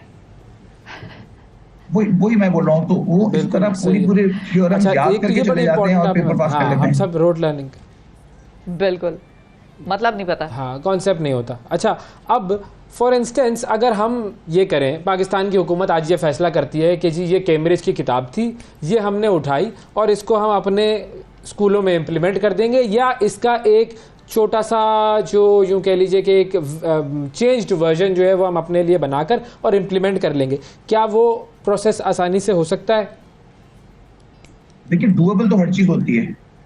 आसानी होगी नहीं होगी वो तो डिपेंड करेगा जब उनके करिकुलम से इसको कंपेयर किया जाएगा, जो करिकुलम लोकल बोर्ड फॉलो करना चाहेगा। बट डूएबल है, मतलब अगर नहीं भी तो हम पूरी किताब दोबारा लिख देंगे, कोई ऐसा मसला नहीं है। बट चेंज की कोशिश तो होना। If they want to bring the change and they want to change the curriculum, yes, things can be done.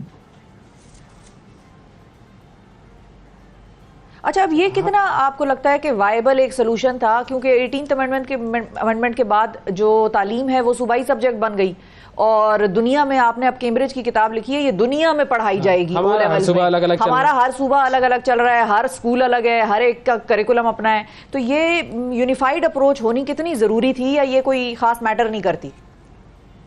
नहीं, देखिए, यूनिफाइड अप्रोच डेफिनेटली बहुत इंपॉर्टेंट है। अगर देखिए, बहुत सारे पाकिस्तान के स्कूल्स जो ओ लेवल्स करवा रहे हैं वो तो एग्जैक्टली इसको अडॉप्ट कर लेंगे, बिकॉज वो तो बोर्ड ही वो वाला फॉलो कर रहे हैं। जो सारे लोकल बोर्ड हैं जिसमें फेडरल बोर्ड अलग चल रहा है, आगा खान बोर्ड अलग चल रहा है, सिंध बोर्ड अलग चल रहा है। अब अनफॉर्चुनेटली वो बोर्ड्स अलग हैं और हर किसी का करिकुलम डिफरेंट है। पंजाब बोर्ड अलग है, तो इन सबके बोर्ड्स डिफरेंट हैं, इन सबके करिकुलम्स डिफरेंट हैं, तो इन सबकी किताबें भी अलग अलग हैं। तो यूनिफाइड सिस्टम की तो नीड है। यूनिफाइड सिस्टम के बगैर आप उस देखे ना इंटर सिटी कंपैरिजन या inter province comparison between students कैसे करेंगे जब तालीमी मयार यकसा नहीं है। There is not equal opportunity for kids everywhere.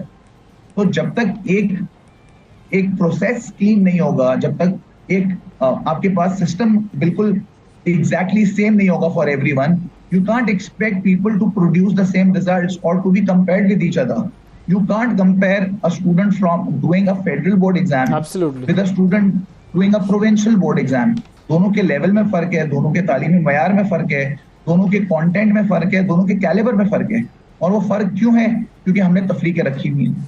अगर हम यूनिफाइड सिस्टम लाएंगे तो आई थिंक वो तफरीक खत्म हो जाएगी और फिर चीजें बहुत बेहतर हो सकती है। बिल्कुल सही बात है। अच्छा, अब आखिरी सवाल की तरफ मैं आना चाहूँगा। एक तो ये कि आप अहमद साया हैं, आपका साया जब तक स्टूडेंट्स के ऊपर रहता है उस वक्त तक स्टूडेंट्स बड़ा बेहतरीन कमाल करते हैं माशाल्लाह, और अब तो हुकूमत ने भी आपके नाम पर गुलशन इकबाल पे एक सड़क भी बना दी है, लेकिन सड़क से ज़्यादा ज़रूरत इस चीज़ की है कि करिकुलम डेवलपमेंट में शामिल किया जाए, पाकिस्तान के लिए जो तालीमी इदारे हैं उनकी रिवैम्पिंग के लिए इस्तेमाल किया जाए।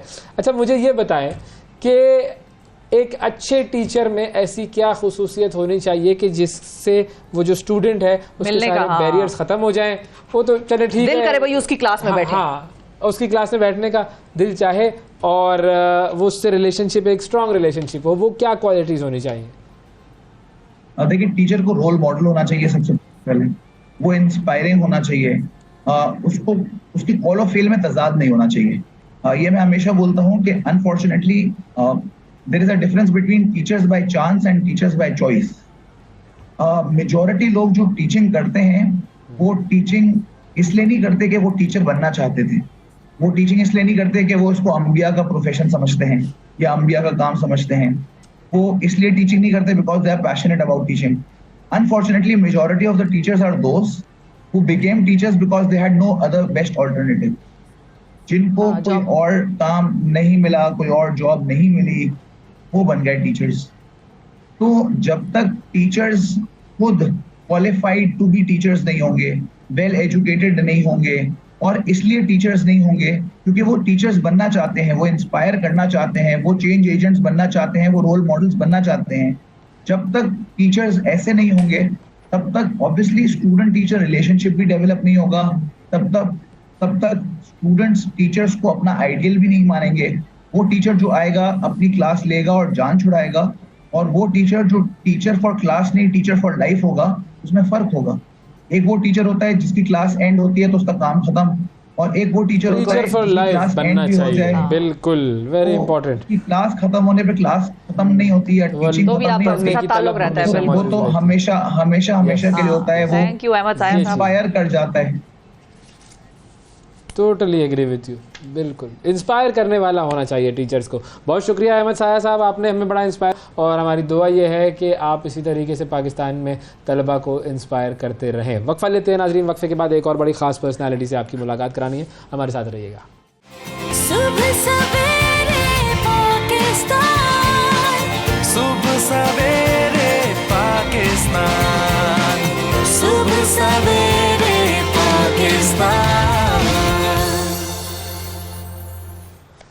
वेलकम बैक सब सवेरे पाकिस्तान में एक मरतबा फिर खुश आमदेद। एक बड़ी ख़ास पर्सनैलिटी से आपकी मुलाकात करवानी है जो कि एक बड़ा ख़ास काम करके आए हैं, और ये वो काम है जो दुनिया में चंद ही लोगों ने किया है। साजिद सतपारा साहब पाकिस्तान के आलमी शोहरत याफ्ता कोपैमा माउंट एवरेस्ट सर करके आए हैं जी। अस्सलाम वालेकुम साजिद। वालेकुम सलाम। कैसे हैं जी? अल्लाह करम जी। माउंट एवरेस्ट सर कर लिया आपने? है जी जी अल्हम्दुलिल्लाह। वाकई है क्या? जी जी भाई बजाय इसके कि हम आपसे कुछ सवाल करें, हाँ, आप बताएं भाई, आप अपनी कहानी बताएं कि ये माउंट सारा सफर एवरेस्ट सुनाएं। कैसे सर किया, कैसे सर करता? जी जी, इस साल मैं अभी 3 महीना गुजार के आया हूँ नेपाल में। तो पहले मैं दुनिया का जो 10वां बुलंद तरीन पहाड़ है Annapurna, one of the dangerous mountain in the world है, तो उस पर क्लाइंबिंग कर रहा था अप्रैल में। तो कोई महीना 1.5 महीना उधर बिजी रहा क्लाइंबिंग करते हुए। तो मैंने 15 अप्रैल को उसको सबमिट किया विदाउट ऑक्सीजन, फर्स्ट पाकिस्तानी, और दुनिया का सबसे डेंजरस पहाड़ था। उसके बाद मैं नेपाल में था, काठमांडू में कुछ अर्सा गुजारा, फिर उसके बाद एवरेस्ट रीजन में गया। फिर मैं वैसे गया था एवरेस्ट बेस का घूमने फिरने के लिए। अच्छा, कोई प्लान नहीं था? प्लान नहीं था मेरा एवरेस्ट चढ़ने का, क्योंकि काफ़ी एक्सपेंसिव है। इसकी परमिट रॉयल्टी फीस ही हमारे पाकिस्तानी कम से कम जो नेपाली गवर्नमेंट को देने होते हैं 40-45 लाख तो चढ़ने की फीस देनी होती है। 40-45 लाख रुपए फीस होती है चढ़ने की? बाकी उसके एक्सपेंसेस अलग है सारा। हाँ, वो तो अलग है। तो उसमें उधर गया। फिर उसके बाद तो वैसे दोस्त यार थे, वालिद के काफ़ी जानते हैं लोग थे, नेपाली शरपास और दूसरे लोग। तो उधर वालिद का कोई दोस्त था, उसको बताया कि वो मिला था मैं उससे वैसे, तो उससे कहा कि यार साजिद आप नेपाल में आए, खुशामदीद, क्या प्लान है का उसने। हाँ। मैंने कहा दुनिया का कोई 5वां बुलंद तरीन पहाड़ था मकालू। मैंने कहा कि निम्सदाई मैं तो मकालू जा रहा हूँ। तो उसने कहा एवरेस्ट क्यों नहीं चढ़ रहे हो? हाँ। मैंने कहा कि यार इतना एक्सपेंसिव, नेक्स्ट यार कोई स्पॉन्सर लेके, अच्छा स्पॉन्सर लेके फिर आता हूँ। तो उसकी कोई निम्सदाई फाउंडेशन, वो दुनिया का सबसे अभी फेमस क्लाइंबर है वो वर्ल्ड का भी। तो उसने कहा कि यार कोई मसला नहीं, मैं अपनी फाउंडेशन की थ्रू आपको स्पॉन्सर का, तो आप चढ़ जाओ इस साल का उसने। अरे वाह। तो मैंने कहा कि थैंक यू वेरी मच निम्साई, मैं इंशाल्लाह कोशिश करता हूँ, क्योंकि विदाउट ऑक्सीजन माउंटेन का सबसे बड़ा चैलेंज है एवरेस्ट। तो अभी तक कोई पाकिस्तान नहीं था विदाउट ऑक्सीजन एवरेस्ट को क्लाइंब करने। Without oxygen? जी जी, क्योंकि आपके पास ऑक्सीजन नहीं थी? नहीं, ऑक्सीजन सिलेंडर मैंने कैरी नहीं किया था, क्योंकि विद ऑक्सीजन तो काफ़ी दुनिया के लोग चढ़ते हैं। अभी इस साल मैक्सिकन कोई ब्लाइंड बंदा था, उसको भी चढ़ाया शरपास और विद ऑक्सीजन के साथ। अच्छा। अक्सर दुनिया के लोग, कोई नेपाली जिसके लेग्स नहीं थे वो बंदा भी चढ़ गया विदाउट ऑक्सीजन लगा के और शरपा के सपोर्ट के साथ। तो विदाउट ऑक्सीजन, क्योंकि इस साल कम से कम 1000-1200 क्लाइंबर्स थे कम से कम टोटल इंटरनेशनल, तो उसमें से 2 बंदे, हम 2 बंदों ने विदाउट ऑक्सीजन क्लाइम किया, बाकी सब ने कोई 700-800 लोगों ने ऑक्सीजन आके चढ़ गए। अच्छा, वो सब नाकाम हुए उस चीज़ के अंदर। हाँ, विदाउट ऑक्सीजन, क्योंकि अक्सर लोग ट्राई नहीं करते क्योंकि इतना मुश्किल होता है, इसमें अल्टीमेट एक एंड्योरेंस चेक होता है आपका, तो विदाउट ऑक्सीजन अक्सर लोग। टाइम कितना लगा आपको? मुझे एवरेस्ट में, क्योंकि मैं वो अन्नपूर्णा से एक्लिमेटाइज था, सारा कुछ मेरा फिटनेस और फिजिकली फिट था मैं एवरेस्ट से, विदाउट ऑक्सीजन उधर क्लाइम किया था, तो मेन चीज़ एक्लिमेटाइजेशन का होता है।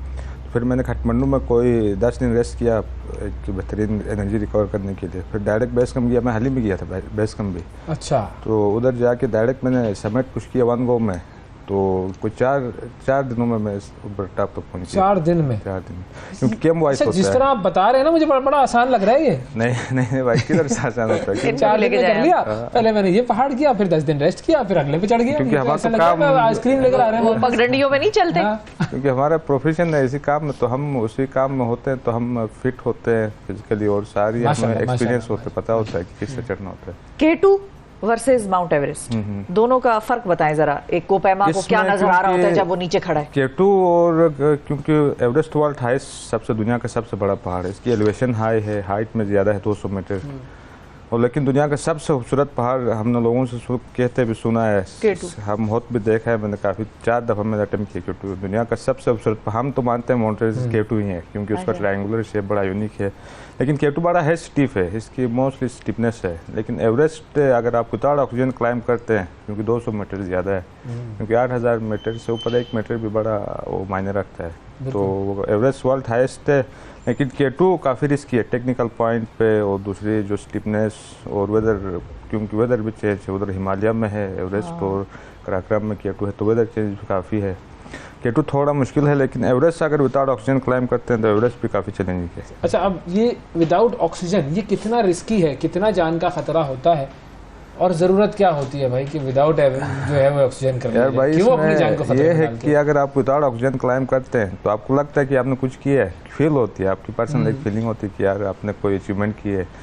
और दूसरी जो बात होती है कि आप विदाउट ऑक्सीजन करते हो तो एक हर फील्ड की एक कैटेगरीज होती है, उसकी एक अपनी अचीवमेंट्स की एक लेवल होता है। तो अगर आप विदाउट ऑक्सीजन करते हैं तो माउंटेनियरिंग क्लाइंबर्स कम्युनिटी पाकिस्तान में तो उसका कोई फर्क नहीं, लोग कहते हैं एवरेस्ट चढ़ गया जी भाई, क्या फर्क है। लेकिन इंटरनेशनल क्लाइंबर्स कम्युनिटीज़ को मायने करती है बंदे ने विदाउट ऑक्सीजन किया है, सेल्फ क्लाइंबिंग की है, अपना सामान खुद लेके गया है, सोलो लेने का प्रोसेस फिर किस तरह होता है, क्योंकि ज़ाहिर है वहाँ पर जो हाइट नहीं आ रही है, जाहिर बात है जब आप 8000 मीटर और विदाउट ऑक्सीजन क्लाइम कर तो इंसानी जिस्म है उसमें मुतासिर तो जाहिर बात होता है, आपको स्ट्रगल करनी पड़ती है, बर्दाश्त करनी पड़ती है, आपको नींद नहीं आती, चलने मसले होते हैं, आपका दिमाग सही काम नहीं करता है, काफ़ी मसले मसाइल तो हेलोसिनेशन और एडिमा जो हाई एल्टीट्यूड जो मुख्तलिफ डिजीज़ है। कितना रिस्की है कि इंसान मर सकता है इसमें? हाँ काफ़ी भाई, इस साल ही 17 डेथ्स हुई है अभी एवरेस्ट में, उसमें से कम 5-6 क्लाइंबर्स तो जिन्होंने विदाउट ऑक्सीजन ट्राई किया तो वो कुछ लापता हो गए, कुछ देखिए ना ये खतरनाक है। और मैं एक खबर पढ़ रही थी, आप तस्दीक करें अगर ये सच है, कि जो क्लाइंबर्स ऊपर जा रहे थे और विदाउट ऑक्सीजन थे या जिसकी भी डेथ हुई,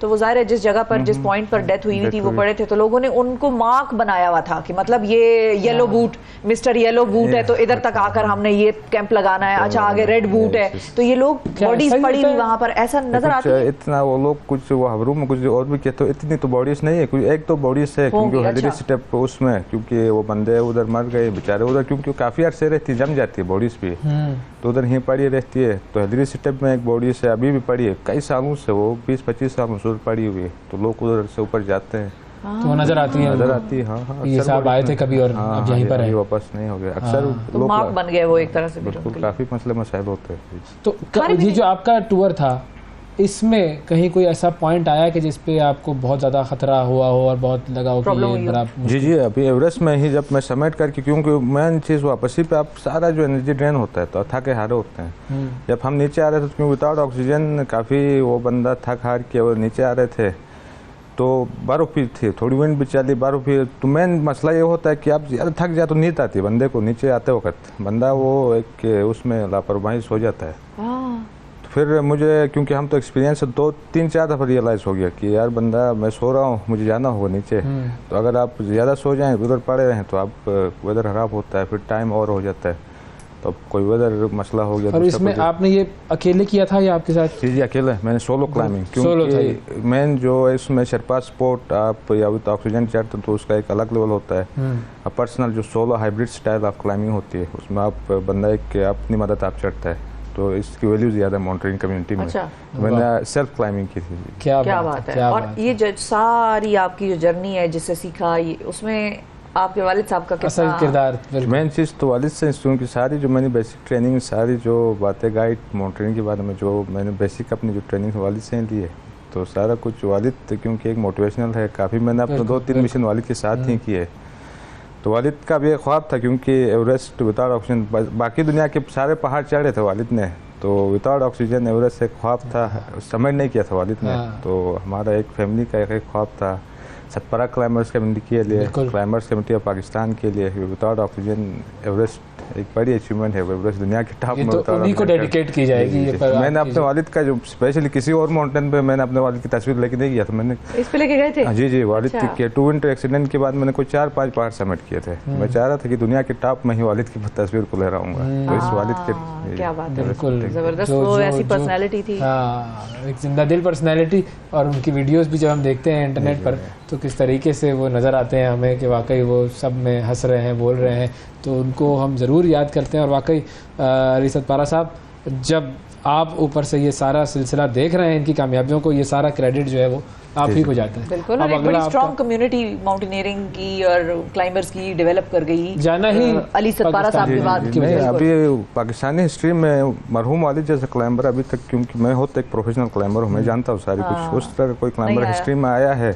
क्योंकि विंटर जो फर्स्ट विंटर एसेंट ऑफ नंगा पर्वत, 7-8 जो विंटर अटेम्प्ट्स थी एक्सपीडिशन के, 2 विंटर एसेंट, दूसरा की अचीवमेंट्स की थी जो वर्ल्ड लेवल में जो फर्स्ट जो एसेंट्स थे, दूसरे के क्लाइंबर्स नायाब होते हैं, कभी नायाब होते हैं। बिल्कुल।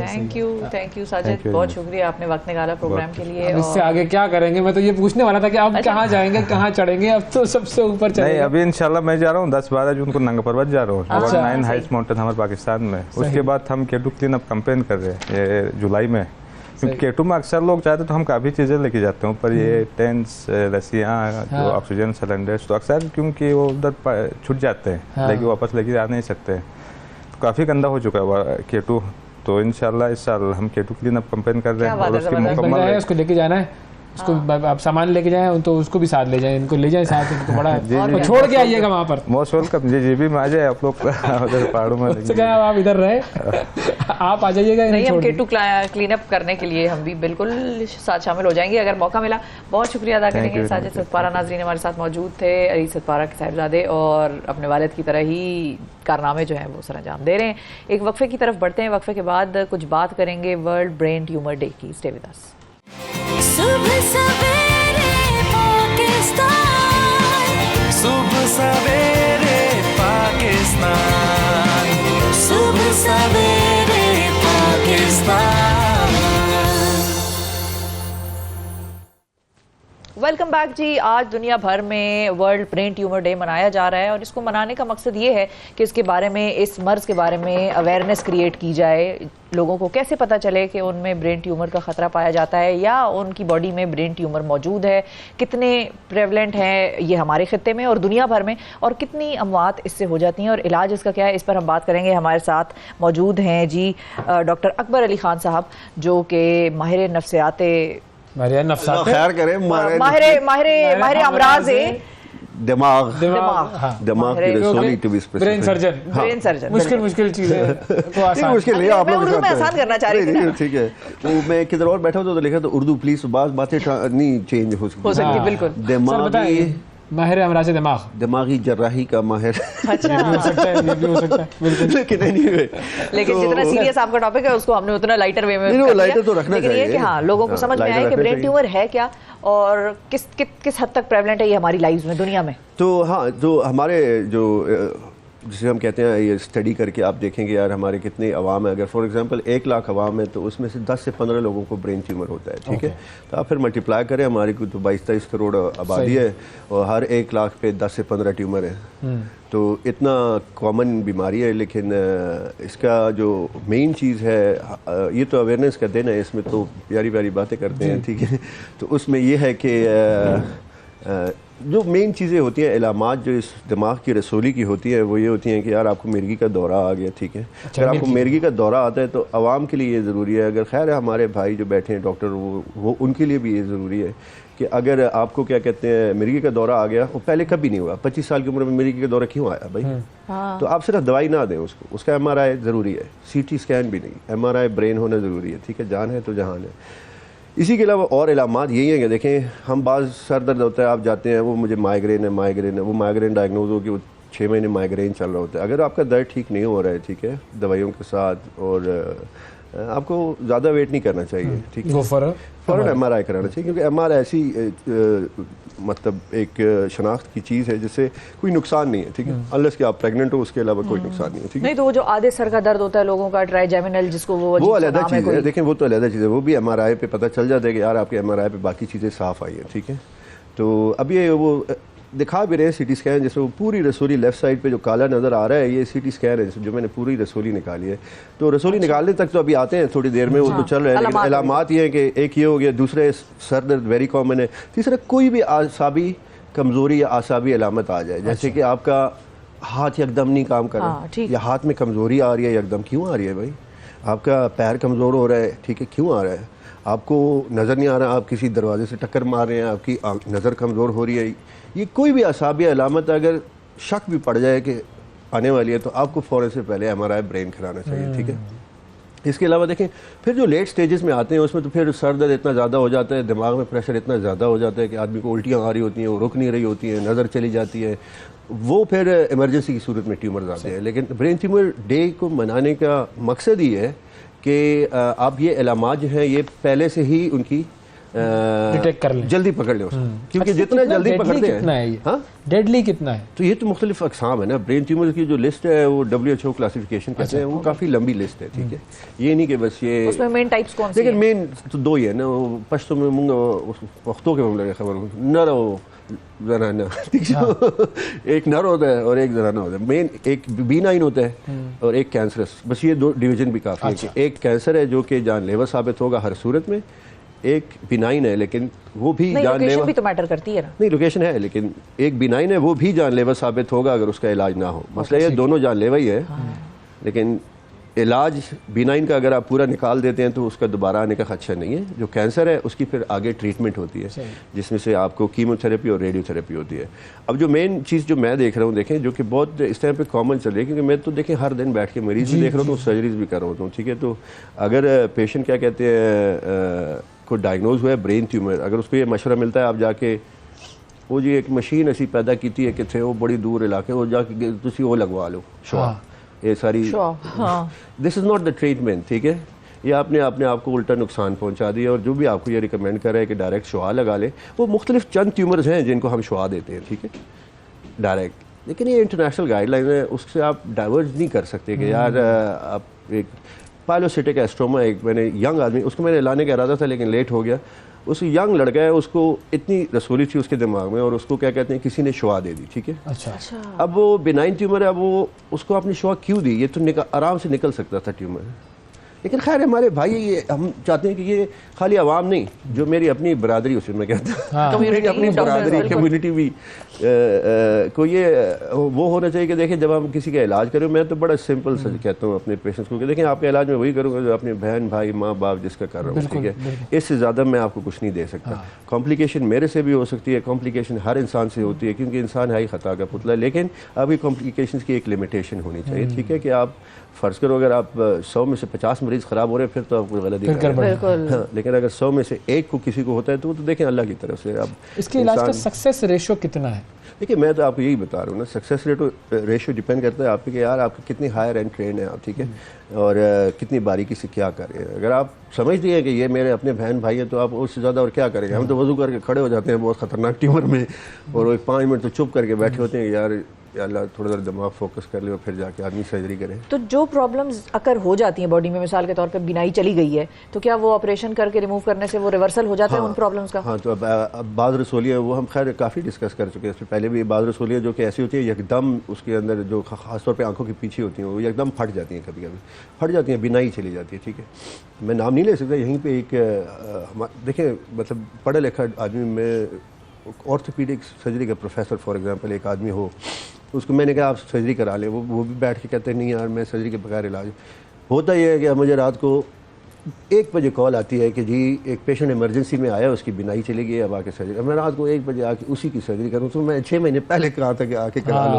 खैर उसकी बिनाई वापस आ गई है, आ जाती है, लेकिन फिर इमरजेंसी में करनी पड़ती है सर्जरी। और ये जो चक्कर वगैरह आते हैं लोगों को, उसका इससे है ताल्लुक क्या उसका? मुझे भी आ रहे हैं लेकिन थोड़े थोड़े लेकिन मैंने तो आपका नहीं पूछा, मैं तो वैसे पूछ रही हूँ। पता नहीं कौन लगवा रहा है लेकिन anyway। क्योंकि उसमें लोग डॉक्टर्स जो हैं वो दवाई दे देते हैं कि नहीं दवाई खाएं और जरा रेस्ट करें। चक्कर आना भी काफी कॉमन है ना, सिंपल सिम्टम्स है, वो दवाई दे दी, सर्च टेमेटिली दे दी। नहीं लेकिन कभी जिंदगी में किसी को ना आया और अचानक बार-बार आ रहे हैं तो फिर अचानक बार-बार आ रहे हैं, फिर आपको इन्वेस्टिगेट कराना चाहिए। स्टार्ट में तो दवाई ले लेते हैं आदमी, अगर लेकिन this is not a common symptom for tumour है। अच्छा है फॉर एग्जांपल चक्कर आना, और अगर आपके कान में सुनाई देना कम हो रहा है, ये सारी असाबी अलामात है ना कि इंसान तो एक चीज़ है ना, उसमें से कोई एक नुक्स भी आ रहा है, सुनाई सही नहीं दे रहा है, मेरा मुंह सुन क्यों है, ये मेरा उंगली सही नहीं काम करे, दर्द नहीं हो रहा, नमनेस हो रही है, मुझे सुन हो रहा है, पैर लड़खड़ा रहा है, कोई भी इंसान का जिस्म ज़रा वो, या मेरा बैलेंस क्यों ख़राब है, मैं तो लड़खड़ा रहा हूँ, तो कोई भी ऐसी सिम्टम आता है ना तो आपको MRI कराना चाहिए। और आपको खुद नहीं कराना चाहिए, किसी अच्छे डॉक्टर को देखें ताकि आपको कुछ नहीं। मुझे लोग ये कहते हैं, बाद में मैं ओपनली कह देता हूँ यहाँ पे, मुझे लोग कहते हैं यार डॉक्टर अकबर इन्वेस्टिगेट बहुत ज़्यादा करते हैं, ठीक है, तो मैं तो ये डिस्क्लेमर अभी से दे देता हूँ, मैं MRI में कमीशन नहीं लेता, जो लेता है उसकी अपना ईमान है, मैंने कभी कमीशन नहीं लिया, ठीक है, ओपन से आदमी सबको पता है। और लेकिन फिर भी मैं इन्वेस्टिगेट ज़्यादा कराता हूँ, मैं इसलिए ज़्यादा कराता हूँ कि यार जान है तो जहान है, MRI का नुकसान नहीं है। यहाँ तक कि मेरे पास जब मुख्तलिफ सिम्टम्स आ जाए तो मैं ऊपर से नीचे MRI कराता हूँ, दिमाग का और होल स्पाइन का, कि यार कोई मेजर चीज़ ना रहे। मैंने उस दिन एक डॉक्टर की सर्जरी की है जिसको 3 साल से हाथ में थोड़ा सुन हो रहा था, ठीक है, और सुन हो रहा था, दर्द आता था, लेकिन बर्दाश्त करे थे, और प्रॉपर सर्जन है, ठीक है, उसने CPS वगैरह किया हुआ है, और ये मैक्सिलोफेशियल जो भी कह लें, और उसका निकला क्या, उसका निकला ये कि रसोली थी स्पाइनल कॉर्ड।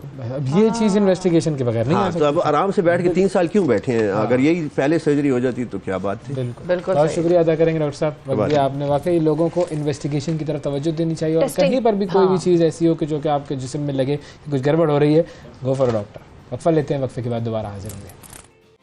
सुबह सवेरे पाकिस्तान, सुबह सवेरे पाकिस्तान, सुबह सवेरे पाकिस्तान।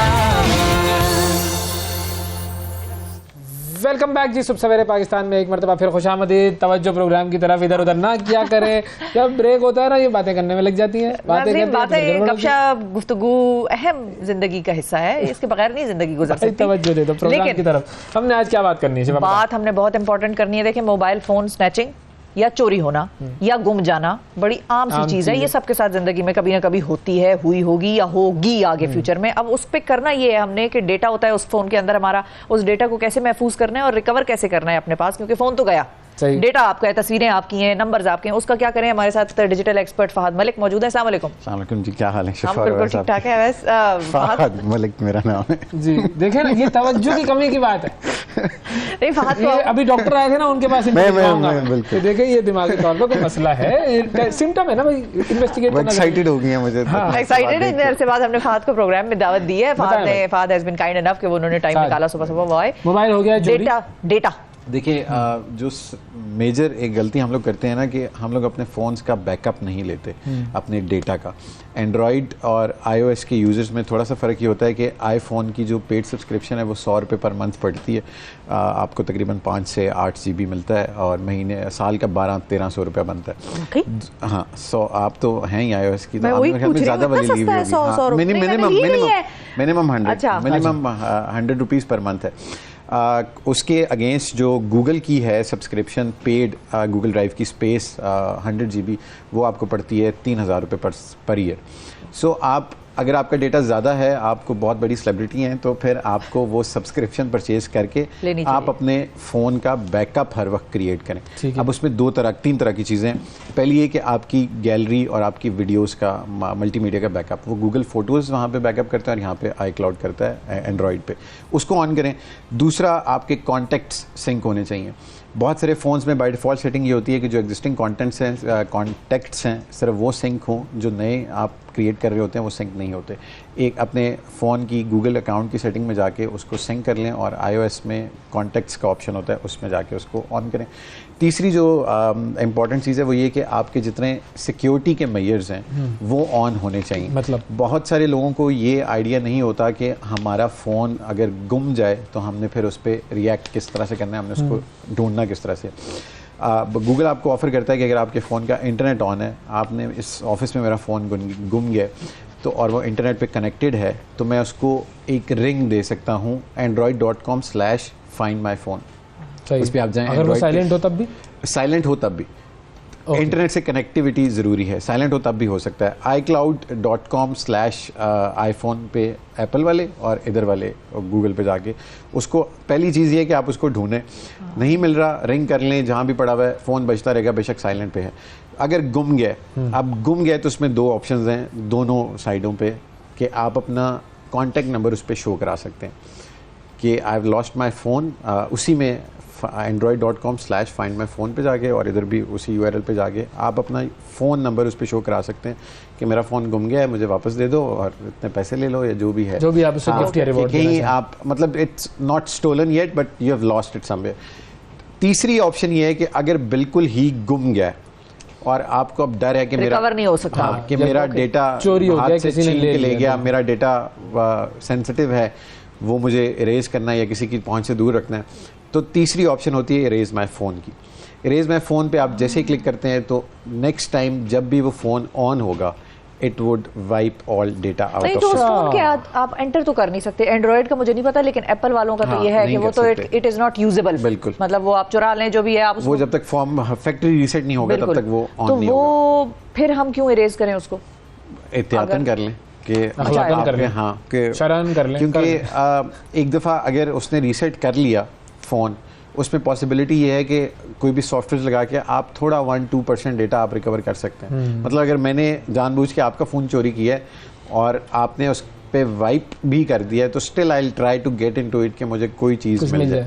और इसी तरह एंड्रॉइड पे भी है कि आप जैसे वो कनेक्ट होगा वो इरेज हो जाएगा। तो अब जैसे फॉर एग्जांपल एक आईफोन है, इनके पास आईफोन था, मैंने वो चुरा लिया मिसाल के तौर पे, अब इनका एक पासवर्ड है वो 6 डिजिट का होगा फॉर एग्जांपल, अब मैं उसके ऊपर मुख्तलिफ कॉम्बिनेशंस लगाता रहूं और वो कॉम्बिनेशन फॉर एग्जांपल मैंने किसी ऐप से किसी सॉफ्टवेयर से लगा लिए, वो एक सर्च करते रहते हैं और वो करा, अब वो खुल गया, बिल्कुल, तो फिर तो सारी चीज़ें मेरे पास एक्सेसिबल होंगी। अब उसमें नेक्स्ट स्टेज ये है कि आपने मेन कोड के बाद आपका व्हाट्सएप पे 2 स्टेप ऑथेंटिकेशन लगी हुई हो, आपकी जो गैलरी है वो एंड्रॉइड पे, व्हाट्सएप पे बिल्कुल है, अंगूठा है और तस्वीर पे, लेकिन iOS पे गैलरी को आप लॉक नहीं कर सकते independently until unless you have a third party app on.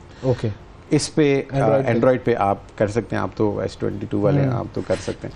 सो मतलब एक लेयर आपने, आपके पास हर अपनी सेंसिटिव ऐप पे लेयर होनी चाहिए कि मेन अगर आपका कोड ब्रेक हो भी गया तो आप उस ऐप में आपके पास सिक्योरिटी होनी चाहिए। और अब कौन कौन सी ऐसी सेंसिटिव ऐप्स हैं जिनको के रिकवर करना फिर बाद में उस यूजर के लिए मुश्किल हो जाएगा? आप बैकअप ऑन रखें हमेशा अपना, रात 2 बजे होता है वो बाय डिफॉल्ट, लेकिन वो गूगल ड्राइव पे भी आप उसका बैकअप ऑन करें ताकि नेक्स्ट टाइम आप फ़ोन किसी नए फ़ोन में सिम डालें तो वो आप रिकवर कर सकें। मैंने वो बता दिया, गैलरी के लिए आप ड्राइव पे उसको सिंक करें, कॉन्टैक्ट्स, और तीसरा है व्हाट्सएप। बाकी फेसबुक, इंस्टाग्राम, ट्विटर वो तो सेंट्रली सिंक्ड होते हैं, तो आप जहाँ भी लॉगिन करेंगे आपको सेम डेटा मिलेगा। अब मिसाल के तौर पर कि किसी का फ़ोन जो है वो चोरी हो गया है, अब आप जो कह रहे हैं कि एंड्रॉयड की जो वेबसाइट आपने बताई कि उस पर ऊपर जाके आप इरेज माई डेटा भी कर सकते हैं, तो वो इरेज डेटा जो है वो उस वक्त होगा जब वो फ़ोन ऑन किया जाएगा और वो फ़ौरन ही वो इरेज हो जाएगा। बिल्कुल।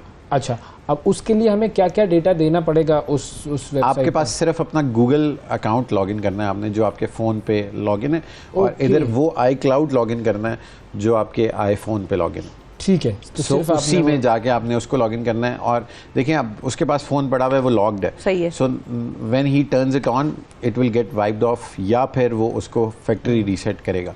और हमारे जो लॉ इन्फोर्समेंट के इदारे हैं, बहुत सारे लोग अपना केस परसू नहीं करते कि मिलेगा नहीं। अगर आप थोड़ा सा परसू करें ना, तो आपका जो IMEI नंबर होता है वो आप सबके पास अपने फ़ोन का होता है। जब आपके फ़ोन में कुछ सिम डलती है ना, तो आपके सेलुलर नेटवर्क को लोकेशन आ जाती है, लोकेशन आती है। मतलब आपके फ़ोन में मैंने अपनी सिम डाली तो मेरा नंबर आपके IMEI के साथ लिंक्ड हो गया। सो पहले उसमें मेरी सिम डली हुई थी, अब आपकी सिम डली है, तो वो डेटा आपके सेलुलर नेटवर्क के पास आ रहा है कि इस फोन में इस वक्त ये सिम डली। तो उसका वो कहाँ जाकर आप कंप्लेन कर सकते हैं? और वो आप FIA के पास जाएं, आप पुलिस के पास जाएं, लेकिन फिर थोड़ा सा परसू करें।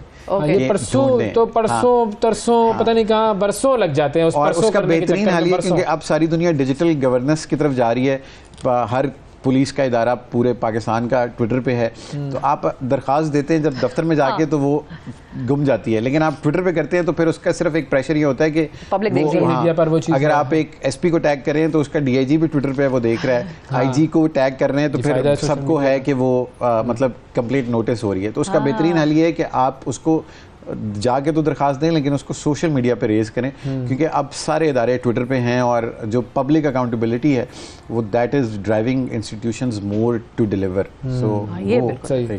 तो इसका मतलब ये है कि अगर आपका फ़ोन चोरी भी हो गया तो डेटा किसी भी सूरत में you just need to have that. बहुत सारे लोग अगर आपने प्रायर एक्शंस लिए हुए हैं तो हाँ, बहुत सारे लोग मैंने ऐसे देखे उनके फ़ोन पे, मतलब एक बहुत सीनियर आदमी मीडिया के, उनके फ़ोन पे लॉक ही नहीं है। मैंने उनको उस दिन बताया कि सर ये तो नहीं होगा ना उनके फोन में ऐसा कोई डेटा वो सीक्रेटिव नहीं होगा, वीडियो नहीं होगी उसमें, ऐसी वीडियो भी नहीं होगी या कुछ तो होगा ना, मतलब पर्सनल तस्वीरें नहीं खींचते होंगे, मतलब कुछ लोगों के लिए लिटरली वो बिल्कुल ही उस पे रहते हैं। अगर आपने लॉक नहीं लगाया हुआ तो फिर तो दावत दे रहे हैं आप कह रहे हैं फिर उस चोर का कसूर तो है। उसमें फिर ग्लिच ये है कि मैं आपके बैंकिंग अकाउंट्स के साथ वो कर सकता हूँ, क्योंकि मैं कोई कोड जनरेट कर लूंगा, मैं आपका व्हाट्सएप का कोड कर लूंगा, वो तो खुला हुआ है आपका फ़ोन, SMS आ जाएगा, OTP जनरेट किया आपने, कर दिया, और आपका सोशल मीडिया हैक कर लिया, मतलब उसमें फिर वो रिस्क फैक्टर ज़्यादा होते हैं। एक चीज़ 1 मिनट रह गया, मैं सिर्फ ऐड ऑन कर लूँ कि आप अपने फ़ोन में एंड्रॉयड वाले भी जाके सर्च कर लें और आईफोन वाले ना, कि आपका जब फ़ोन लॉक हो तो जो SMS के कॉन्टेंट्स है वो हिडन हो। सेटिंग्स में जाके ऑप्शन आती है, उससे होता ये है कि आपका फोन अगर इधर पड़ा हुआ है, इवन इफ इट्स लॉक्ड, तो SMS ना लॉक स्क्रीन पे विजिबल होता है, लेकिन प्रीव्यू तो नहीं हो रहा। अगर आपने सेटिंग ऑफ की भी हो तो वो प्रीव्यू हो रहा है, यानी कि मैसेज नजर ना आए, आसान अल्फाज में मैसेज आपका लॉक्ड स्क्रीन पे नजर ना आए, अपेयर हो जाए नोटिफिकेशन, लेकिन मैसेज ना नजर आए, अदरवाइज फिर आपका कोड जो है विजिबल होगा लोगों के लिए, ताकि वो कोड्स फिर आपके OTPs समझ में ना आए लोगों को। थैंक यू फहद मलिक, आपने जी वाकई बड़ी अहम मालूमात है। अपने फोन्स की हिफाजत करें, अपने डेटा की हिफाजत करें और सबकी हिफाजत करें। आज के प्रोग्राम में इतना ही, आपसे कल फिर मुलाकात करेंगे। अल्लाह हाफिज।